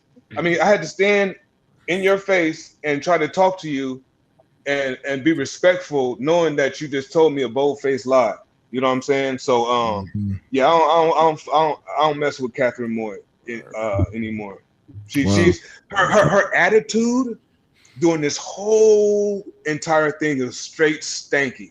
She didn't have no compassion. She didn't have any kind of like her demeanor. Her demeanor was just like she wanted us to hurry up and get done so we can get out of there. And then when we was done, just went on to the next topic. We was in there over 2 hours, sharing how we felt, and she just went to the next agenda item. Didn't even have any recourse. We said no. Y'all ain't gonna just move on like that. Right. Y'all ain't gonna. After all this community poured out their heart to you, you don't have nothing to say. Right. There ain't nothing you ain't got to say sorry. You ain't got to say I feel you. Nothing. Oh, just to the next agenda item, man. Boy. Wow. I never look at her. I never look at her the same. So in watching that whole thing transpire, man, Larry. Which one? The first one or the second one? No. The one when Batman was there. That one. Oh yeah, that was the first one. Batman went in. Hey, bro, I love dude. Yeah. I love dude. Yeah, people out there making people was talking about, why is he wearing this and it's supposed to be serious? I said, why are you worrying about what he's wearing? What he was saying was what you should have been paying attention to. Facts, bro. He was speaking truth. But hey, so I felt like the whole where she just moved from one thing to the next, it was just a transaction. That's how I felt. That's how I felt, man. I'm watching that and I'm like, so it was just a transaction to be heard, and then we're just on moving to the next one, bro. That's fucked up, man. You know what I'm saying? Fucked up. It's more personal than that. This is Fairfield. Right. This is your residence. What if it was her child? And that's the thing is that fast? We have kids that attend, Fairfield Sassoon School District. So I have 2 daughters in high school, so I want to make sure that they're safe. Yes. Yeah. You know what I mean? Like, absolutely. And all the other kids, I mean, and we all, I went to both high schools. I went to Armio, kicked out of Armio, went to Fairfield. I loved Fairfield High School. I did too. Armio better. Armio's better. Class of 91. Armio. 97. 95. Baby. Everybody was better who didn't go to Fairfield. That was everywhere. There's three of us on the panel that are alumni of Fairfield High School. Whatever. No, I got love for Armio. Don't get me wrong. I play football. My entire household graduated from Armio. I'm the only. There you go. There we go. There we go. There we go. No, there's nothing wrong with Armio. Shout out to Armio Indians. Nothing wrong with Armio. Hey, they're not the Indians anymore. That's offensive. I was going to say, they was Indians. I'll never call them the Royals. I know. Yeah, no, exactly. We're always going to be the Armio Indians. I played Fairfield Sassoon. I was a Fairfield Sassoon Pee-wees, like Indians, yeah. Indians, bro. Indians. Like, you know what I'm saying? Shout out to Jacoby Hill and Jamie Perez. I play ball with these guys. Yep. Those are my brothers, man. But I just ended up going over to Fairfield High for my senior year so I can graduate and stay serious. Pop says I graduated. I went to Fairfield High my whole high school career. I love Fairfield. I say I'm class of 91. I didn't graduate, y'all. I got a GED, but if I would have graduated, class of 91. 91. No, that's all that matters, LP, man. Come on. Yeah, you got it done, brother. Nobody. It still counts. 91. I'm glad you said that, Larry, because there might be people watching us who maybe don't know your whole story, brother. And I commented on a post you put on Facebook earlier, man, about your life and the beauty of your life, man. For anybody who doesn't know, Larry Bluford, he talks about how, yes, he was a troubled teen and he went to, prison and he got out and he made a beauty of his life, man. You know what I'm saying? He's a member of his community. You know what I'm saying? And he just, every day he's out here doing things for us as a community leader, as a mentor to these young people, man. And I want to celebrate you, sir, and I want to applaud you, man. Thank you. You inspire me, man. I appreciate that, bro. Thanks, Mike. And I'm wearing your shit right now, bro. I'm wearing your shit, bro. Yo, Bay Area. Yeah, that's what I'm talking about. There you go. That's what's up, Mike. Yes, sir. Appreciate the love, Cuddy. Oh, man. Thank you. Thank you, bro, for being my waist shower, man. I appreciate you, man. No, I want to tap in. and share something like this. I'm gonna have to dip out here in a minute. We're gonna be wrapping it up tonight. But no, go ahead. Go ahead, A2. But what I wanted to point out is, one, it's sad that in the community it takes tragedy for us to come together, and I've heard that said time and time again, but it's a fact. There's something tragic that happens, and all of a sudden we start seeing things, a lot more clearly. In most cases. It should not take a tragedy. A lot of these things can be preempted. You know what I mean? If we're coming together a lot more. And most of the time, the reason why we don't come together is because we live in a very divisive society. We live in a society that doesn't understand if you poison the well, you got to drink from that well too. So when we say things like black people go through this, Mexicans go through this, and all these divisive statements, we all go through it because we all live in the community. Everybody's experiencing something. We like to pretend like, it happens within a certain, solely within a certain demographic, but it's not. Like back in the days, we had this understanding that we could help each other out. And then somebody came in with their system and they destroyed that. And it's up to us to rebuild it. It's the only way we're going to be able to keep this thing together. It's the only way we can actually stop things like these tragedies from happening. And they are preventable. 100% they're preventable. It requires us having all seats in the community filled. That means you got to have people from your community wearing these uniforms, people who look like you in these positions, as well as other individuals on the other side of the aisle who keep those people accountable and vice versa. We need everybody. And I know, speaking of my own experience, like, I was looking at 25 to life, and praise God, I didn't catch that bid, but it was somebody who didn't look like me, who didn't wear the same uniform I wore, that saved my life twice. You know what I mean? It does take a community. I'm out here because of somebody who didn't come from my demographic. Otherwise, they had me part and parcel. I'd have been done. I'd have just been getting out of prison now. And so, we have to be bigger than that. We have to be bigger than that. When I say we, I mean everybody who can have this conversation with a level head has to be bigger than that. We have to rise above, point blank period. We have the responsibility because we have the intellect. We know better. True. So it is up to us to lead the way, right, to establish the example and to really hold people, to including ourselves, accountable for what it is we feel like we're supposed to be living according to, right? I mean, I can't sit here and tell somebody else to be respectable when I don't even respect myself. Right there, dude. Right there. Right. Man, you So- dropping jewels over there, Breezy. You can't warn your Dropping daddy. jewels. You can't warn your daddy about these guys if you're one of them guys. Right. Facts. You know what I'm saying? Facts. And that and I'm gonna say that pertains to everybody. So if I'm in uniform and I'm wearing a badge, if I'm not respecting my uniform and my authority, I don't expect you to respect my uniform and my authority. If I can't, as a uniformed officer, respect the community that has hired me to serve them, then I can't expect the community to respect me back. So this thing goes full circle. It goes full circle. Nobody gets away scot-free. 100. Yeah. Hey, how often y'all do this right here, like this platform? Every other week. Every other week, brother. Really? Yes, sir. I like the vibe on here, man. Thank you. Thank you, LB. Appreciate that, man. I'm gonna speak for everybody here on Saturdays too. You know what I'm saying? Every other Saturday. Let's not forget about that. We do have the key ingredient. We got beat battles, rap battles. You know what I'm saying going on. But Larry, Really? I will be the first one. I will be the first one to tell you, man. I'll speak for everybody when I say that. Anytime you want to hop on with us, brother, you were more than welcome, my dude. That link is the same link every week. So that link that you got, Larry, that's Hey, Open invitation. so y'all did the skip dog Yes. Yes, sir. Oh, man, I missed that, man. Hey, I thought I sent you a message, bro. That's kind of my bad. Hey, yeah, Mike, tell him. Hey, Mike, hit him real quick. Not only that, you can like, you can subscribe, you can tell your friends, you can tell your family. I'm a like, I'm a follow, I'm gonna do all that. I didn't even know about this. Let's go. Yes, brother. Go ahead, fish that plug, Treyway. Go ahead, fish that plug. What else can you do, Treyway?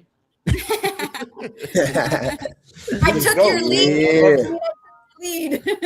No, LB, we do this we used to do this every week, every Thursday, but then we got families and stuff, we got responsibilities.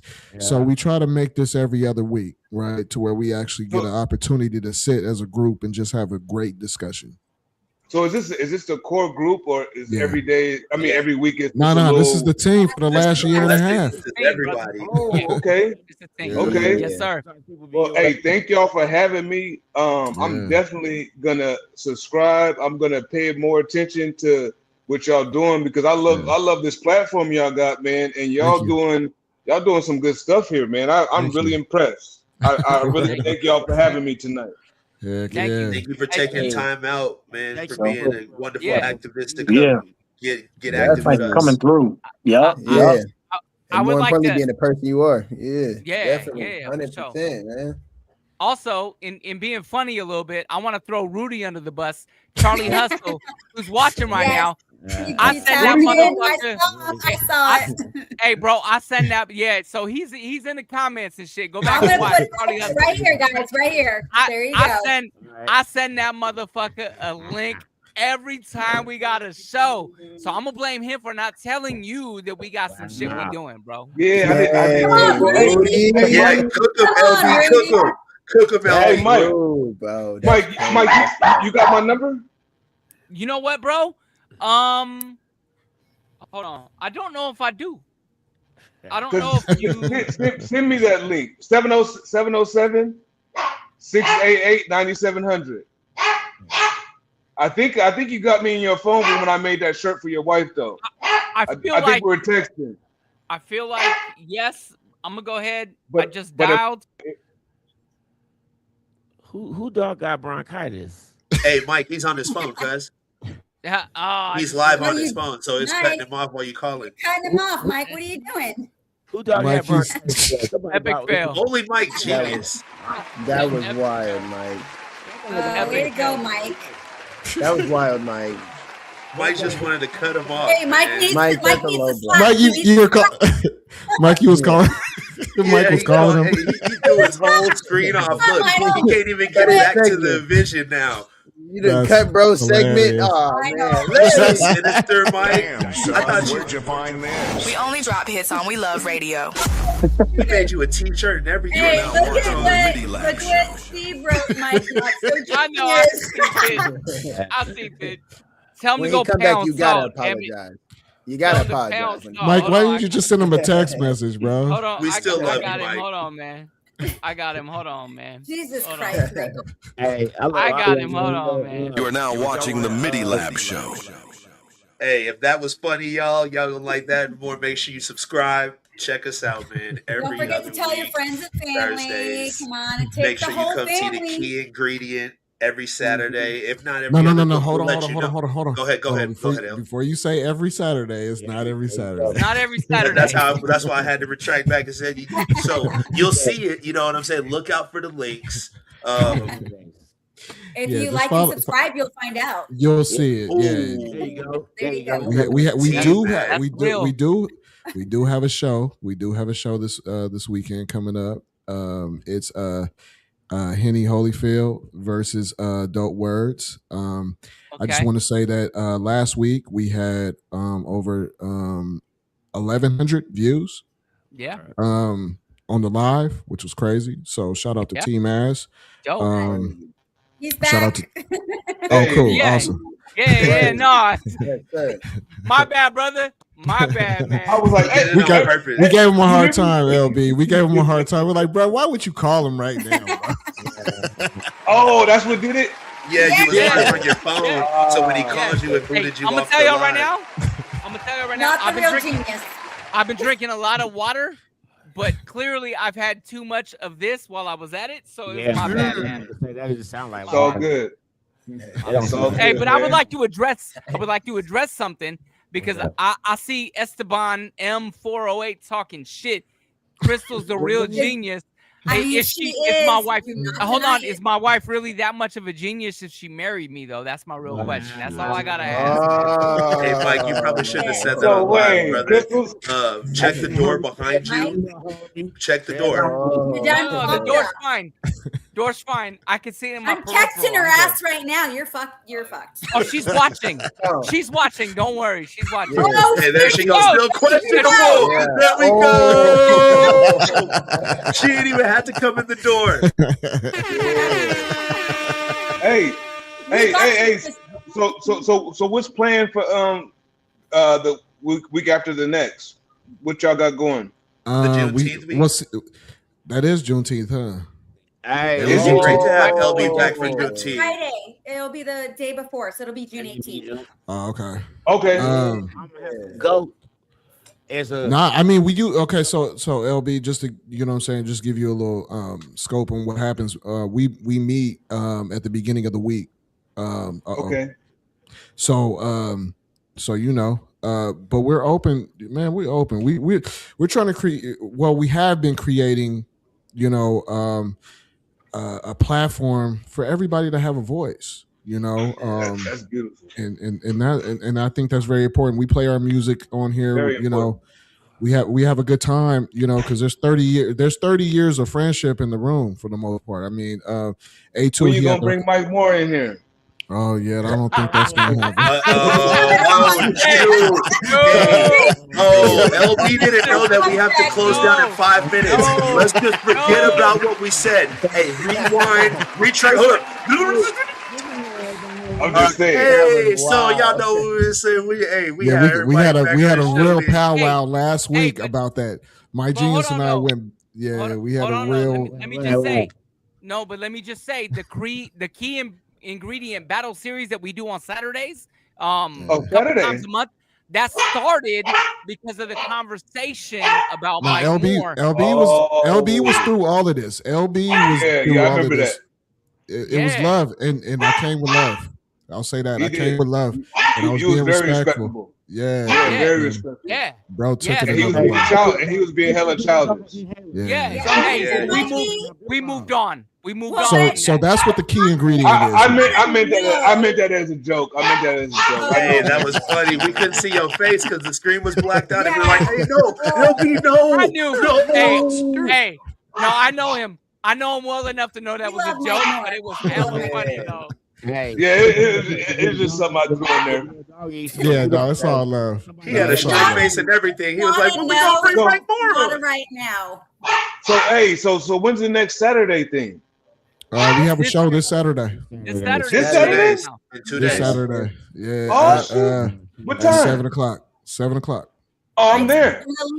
Who's on? So it's the homie Henny Holyfield. He's from Sacramento, and then we got Dope Words from Chicago, and they just gonna play their music back and forth, and that's what we're doing. We just trying to create a community effort to where we can have music back and forth, and it's a good thing. And like our last show that we did with T-Maz and Saeed, over 900 people came to the block, man. They came on this block here and they watched it, and they was in the chat, and it was just a great show. It's on YouTube, so you know. But yeah, over 900 something views stayed, but we had 1,100 people, 1,100 eyes on the key ingredient a couple weeks ago. So it was a beautiful thing, man. Matter of fact, if you want a good little treat.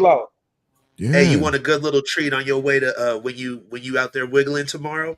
Go to YouTube, brands and platforms, and look up the key ingredient, and you gonna find a battle in there with our one and only Mike G. Oh yeah, Mike And G he is good made battle too.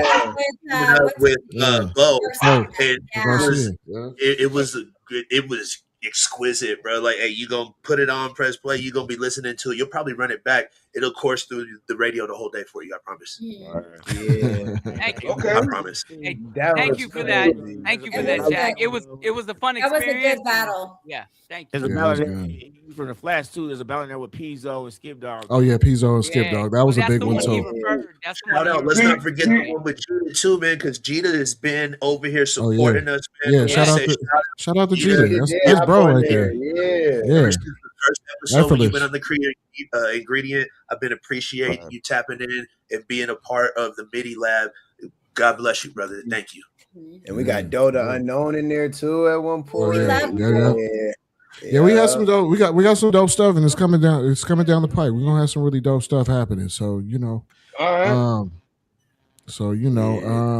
I think we've been going. We waiting to see L. Hold up, we trying to pump up L. We want L in there soon. I'll be there soon. Yeah, we working it out to where I might be on there. We got Shill Mac on the way. We got L Fingers on the way. There's a few other. Shill Mac versus who? We trying to work that out. That was awesome the way he said it. Yeah, they gotta have a long catalog. Right. Right. Right. That's real. We trying to work that out. We got a few contenders. There's a few, but we trying to. I got hundreds of songs. I like it. Hey, look at his face. He not playing. Who said that? They got hundreds of songs. 18 Rabbit. 18. Okay. 18. I'll get familiar. I'll get familiar with y'all, man. I do a lot of stuff around the house to where I could just take y'all and put y'all on the monitor and do my pressing, man. It'll give me something to entertain me while I'm working. You know what I'm saying? So Saturday, that's perfect for me. Okay. Yeah, we go live at 7. I'll send you the link, man, so that you'll have the link. Please do.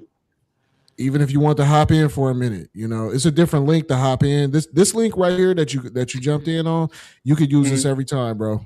You know what I'm saying? Okay. You can use this link every time to hop in.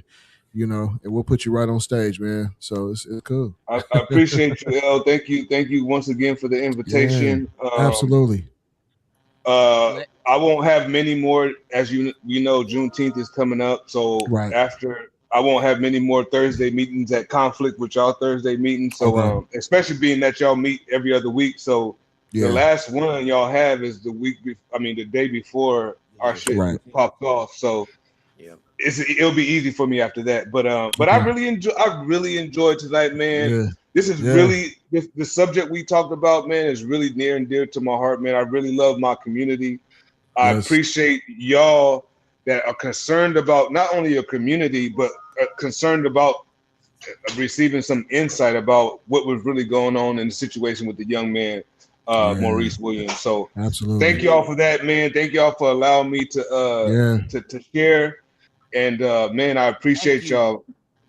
No, we appreciate you, and I know I seen the shirt circulating. Maurice Williams is my son too. If you want to tell for the people that's going to be watching the show tomorrow when they wake up, but could you tell them like where they can actually support the movement for the t-shirts? Yeah, so basically, I don't even know my website by heart, but we can make it. We'll make it a description. We'll put it in the description. So okay. I'll make it simple. I have a little website. Even my number, man. My number is a community number. Business, so they can hit me personally if they want to get a shirt. The shirt it wasn't even something I planned. It was just something that I wanted to wear in support of Maurice the day of when we first went into the city council meeting, and then his parents said, "We want one," and we want one. We want one. Next thing you know, everybody wanted one. So the main thing, Yeah, the main thing she just wanted to see her son to see everybody. Supporting. When she sees the shirts out and she sees pictures, it just makes her feel like the community cares. You know what I'm saying? Yeah, absolutely. And I just can't help but feel, even with Mario. Mario is my son too. You know what I'm saying? Yeah. There's shirts where I said I could have been Maurice Williams. You know what I mean? Any one of our kids could have been a Maurice Williams. You know what I'm saying? And so when we have this village mentality, it's not like, oh, that's just my kid. These are our kids. Right. These are our kids. You know what I'm saying? And so that's the mentality that we have to hold. When it says it takes a village to raise a child, it also takes a village to protect one, a village to uplift one. And we need to do a better job about that. You know what I'm saying? Yeah. No, facts, big facts. Yeah. I'll make sure that he needs an apology, man, from the whole board and everybody, dog. And that won't even scratch the it's surface. at the beginning stages still, right, LB? I mean, definitely.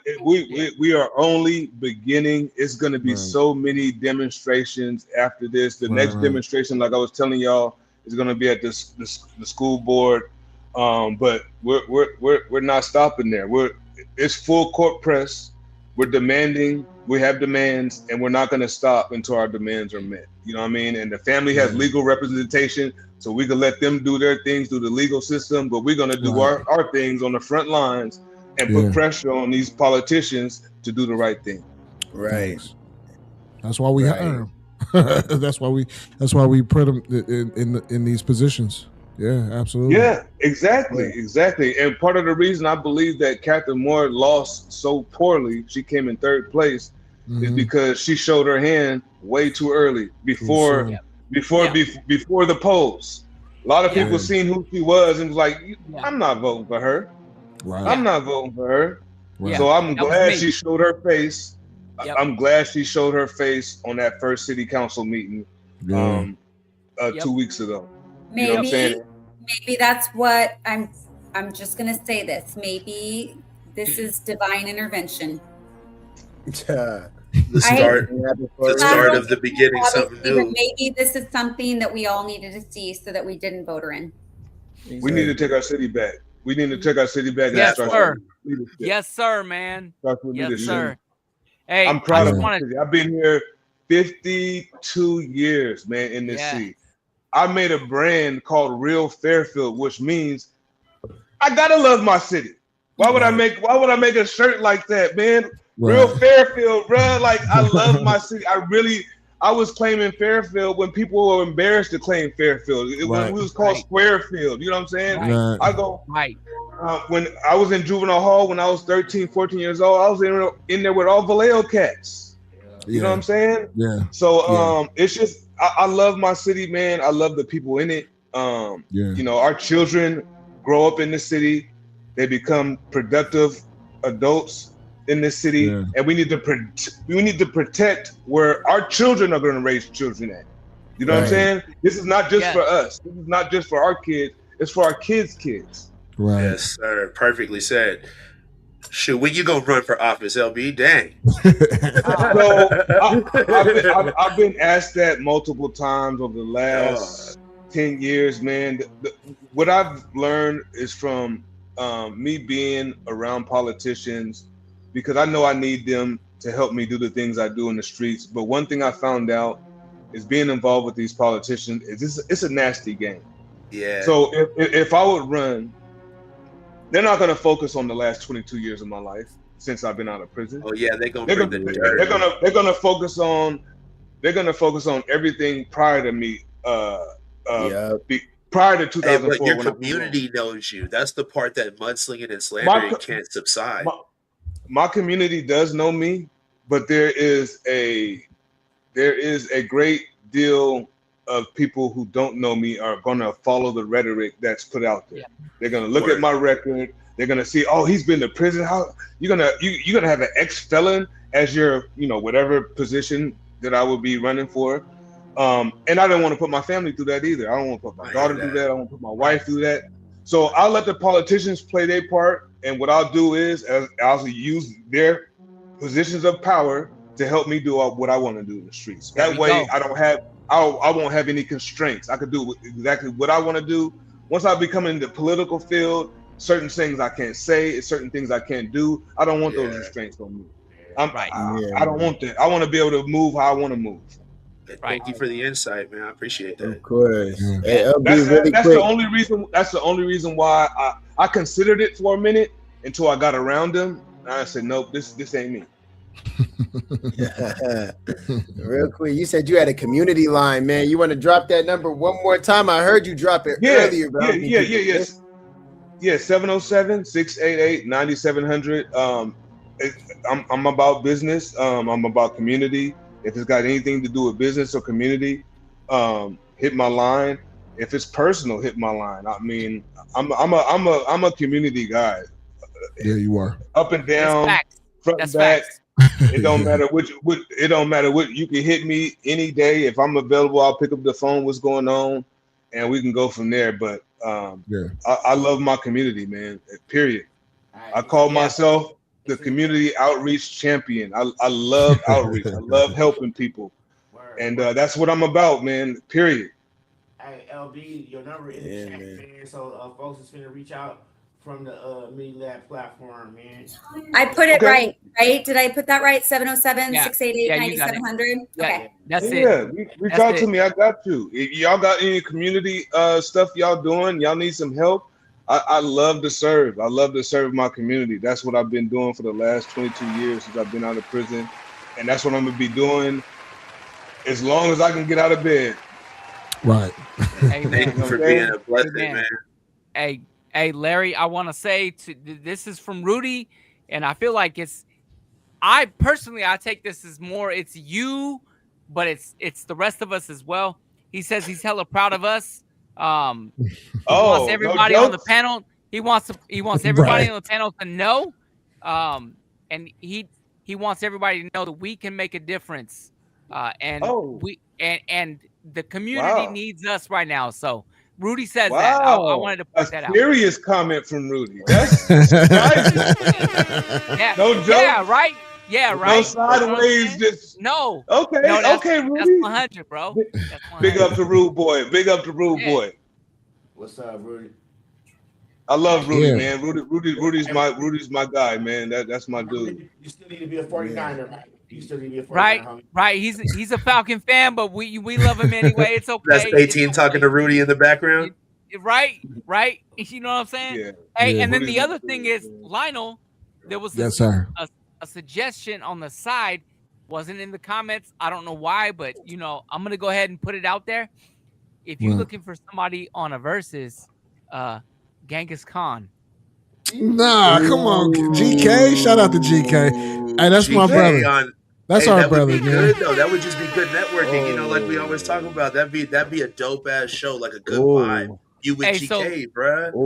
So I like for Larry and anybody else who doesn't know, GK was considered like the lyrical whiz of our crew, man, when we was growing up and shit, man. You know what I'm saying? So he originally from San Francisco. He went to high school in Vacaville. You know what I'm saying? He lived in the flats. Really? He lives in the V now. You know what I'm saying? Like, how old is he? He's Same our age as us, bro. He's our age. He's literally my age. Like literally. Yeah, they're born on the same day. The same day. 1 hour difference between me and my our generation. Okay, that's what's up, man. I look forward to hear, man. Thank y'all once, man. Hey, thank y'all you, brother. Y'all got a great community right here, man. This is beautiful. Yeah. Thank you. Hey, and it's all thanks to Money L, man. He's the one. He blessed us and brought this community together. We wouldn't be without him. So he's the one that's allowing us to fly right now and be able to be a voice out here for real. Yeah. I'm about to mash out on y'all niggas though. No, we're about to wrap it up, man. Hey, hold on. I heard a word. Larry might not be familiar yet, but we don't tolerate the N word on this show, sir. So 18 done hit the N word. So let's get him. Get him, Elegant. Thank you for that. Hey, Money L, could we close out with that GK track though? You muted, I think. We can wrap it up with Genghis Khan. Shout out to Genghis Khan. Yeah, I ain't heard that in a minute. That's my track. That would be dope. That would be dope to hear. It's a track. This is. Wait, before we do that, I gotta say really quick. I'm gonna have to cut out pretty soon, anyways. No, but, we wrapping up. We wrapping okay, up. good. The night's over. My oldest, his 13th birthday tomorrow. Hey, congratulations! Happy birthday! Happy 13. Mom got him to 13. Now don't die. These kids are growing too fast. Way too These fast. kids are growing too fast, man. I remember when they were both of them boys was babies. Hey, I want to give a shout out to everybody that's watching. You could be anywhere in the world, but you're right here with us, and we do appreciate it. I want to thank everybody on the panel tonight. LB, thank you for coming on, bro. You know what I'm saying? And we're going to wrap this up tonight, man. So, Jag, he wants to play Genghis Khan tonight. Which one? To rap. Hey, the only one I got on here. in the building. Oh, hey, this one, is that one of mine? Yeah, you produced this song, Mike. Oh, Yeah, you produced that's this, Genius and GK in the building. So we're gonna go ahead and close it out with Genghis Khan. Shout out to my brother, our brother, really. You know what I'm saying? I'm surprised he didn't hop on the show tonight. He was in. No, he was in. The Don't chat. do that. Don't do that. He was in the chat earlier. He was in the chat. I seen him in the chat. Yeah, I seen him in the chat, but you know he got the link too. He could have hopped on. He always got open invitations. That is tight. That is tight. And it was dope having A2 Breezy. We ain't had him in a few months, you know, because bro busy. And just to have him on the platform. And shout out to LXL once again, bro.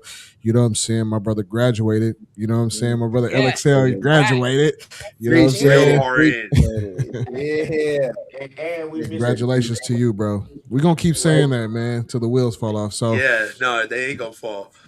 Right. Yeah, I appreciate it, man. I appreciate it. That's what real mentorship do, though, man. Like I had people to look to and stuff like that who really kept me on the straight and narrow and the right. Yeah. You know what I'm saying? I have my family right here and stuff. So you know, don't make us cry, bro. No, we ain't crying, but you know what I'm saying? We saluting you, bro. Hey, no, you know for real, all day, dog. Who was that talking? Yeah. LXL. Oh, yeah, me up here in the top corner. Okay, I see you. Bro just graduated from school. I'm just trying to get familiar with the faces. That's it. And the voices. Yeah. Y'all gonna be behind me a lot more often. Don't even worry. I'm gonna hit Hell your yeah. phone. I'm gonna hit your phone, man. Don't even worry, man. Yeah, consider me family, man.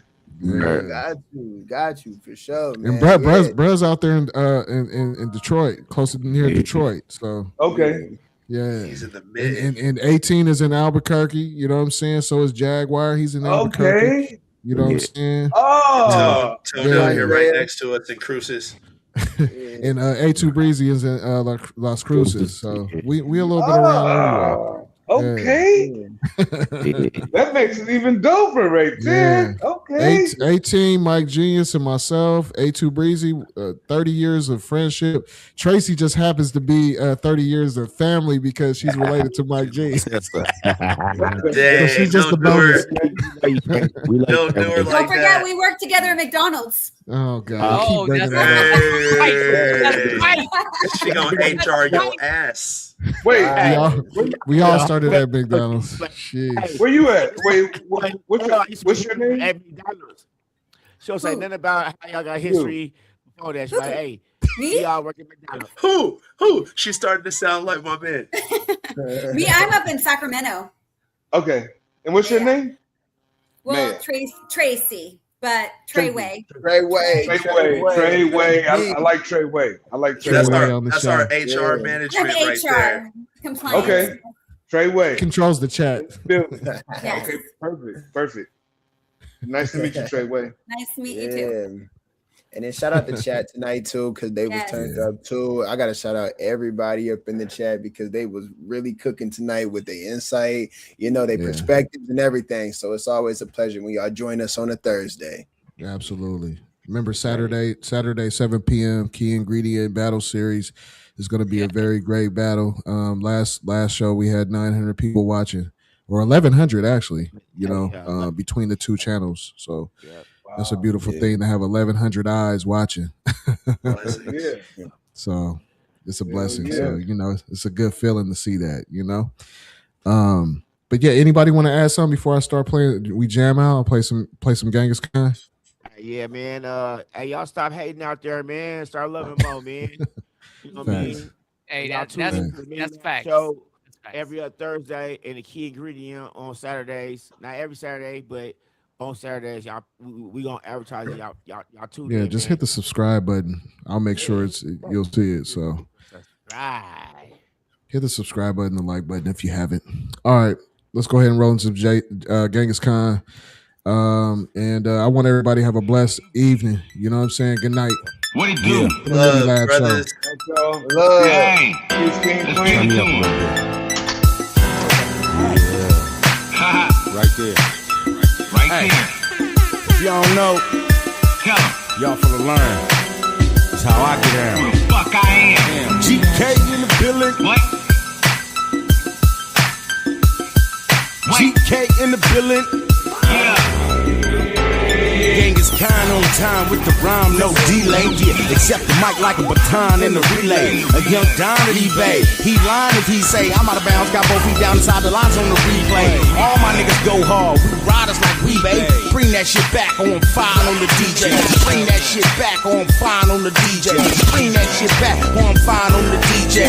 All my niggas go hard, we riders like we, babe. Everything for sale, but you won't find it on eBay. I'ma ride till the beat break and supply fire for D-Say. Cut niggas off top like Mr. Barber Beefcake. I'm raw, y'all suckers are soft. It's a slice of cheesecake. GK in the building. Mobbing is in my blood, but I'm not Sicilian. You feel me? Chameleon is more like it. You don't like it, 10 lens that come gon' strike it. Like on the pipe that shit's fearsome, cause I'm a giant. You damn right, you San Francisco and self-reliant. We never needed near nigga, man, to bring the fire. I know we hating, I ain't waiting to hear that nigga fire. Sucker, even your wife exposing you as a lie. Is it my attire or my swag, nigga, that you admire? Got you inspired to conspire to put out my fire. But I'm the big dog, so bow down and call me sire. I'm a whole nother breed, you much should aspire. It's gotta be in you, man, not on you. Let me tell you, you can't wear this. I should've known you didn't come up on no player shit. I'ma end it so put your lips, don't even bother. Stay away from the niggas, you should've listened to your father. If you can't remember GK, just call me PG&E. With this specific gas, I'm electrocution on these beats. Prostitution on these streets since the days of old. California's the place, streets paved in gold. Come here to persevere, was the way was told. But it was never made clear that we would carry the load. They took them skeletons out the closet, man, and buried the bones. Niggas still waiting for them chariots to come carry him home. Keep your eyes on the prize, bruh, and turn the other cheek. A warrior's pride on some side, so we ride in the streets. When I ride on the We only drop hits on We Love Radio. It's education for them folks that never heard of it. Cause every day, boy, you learn something new. And every hour, I burn 1 or 2. I ain't got no job. You are now watching the MIDI Lab Show. I'ma elevate my mind with this pint of goo. I ain't got a lot of you, 100's the code. I keep 30 in the 40, man, and let it unload. And I got a whole nother 30 just to make it for show. Cousin patty cake, making the dough. 1,000 watts and 30 pots of perk, making it grow. Show me the money, cutty, for nothing letting it go. Yeah. I say fly like a G5 in the sky, make it happen. Keep niggas grounded, they can't take flight like Madden. You are now watching the MIDI Lab Show. Your bitch up on my tip like I just pulled up in a Phantom. It's only a Magnum, the candy wet though. She swinging from my nuts, I had to beg her to let go. 20 on the Petro, hit me on my Metro. If you looking for them ethos, I'm the nigga with the best quotes. Monkey business to get your motherfucking chest broke. This the pay, boy, the motherfucking West Coast. And niggas know that sourdough make the best toast. I fuck with soldiers, so you know I keep my tent closed. They shooting dice, but I'ma stand under this lamppost. Can't take no losses out here dodging from the black ghost. Sideways up the strip, I got handles. The block on fire, hotter than a pan roll.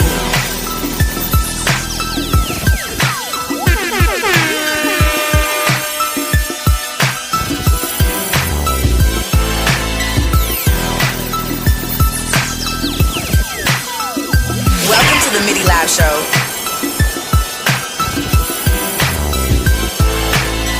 Damn, son, where'd you find this? We only drop hits on We Love Radio. You are now watching the MIDI Lab Show.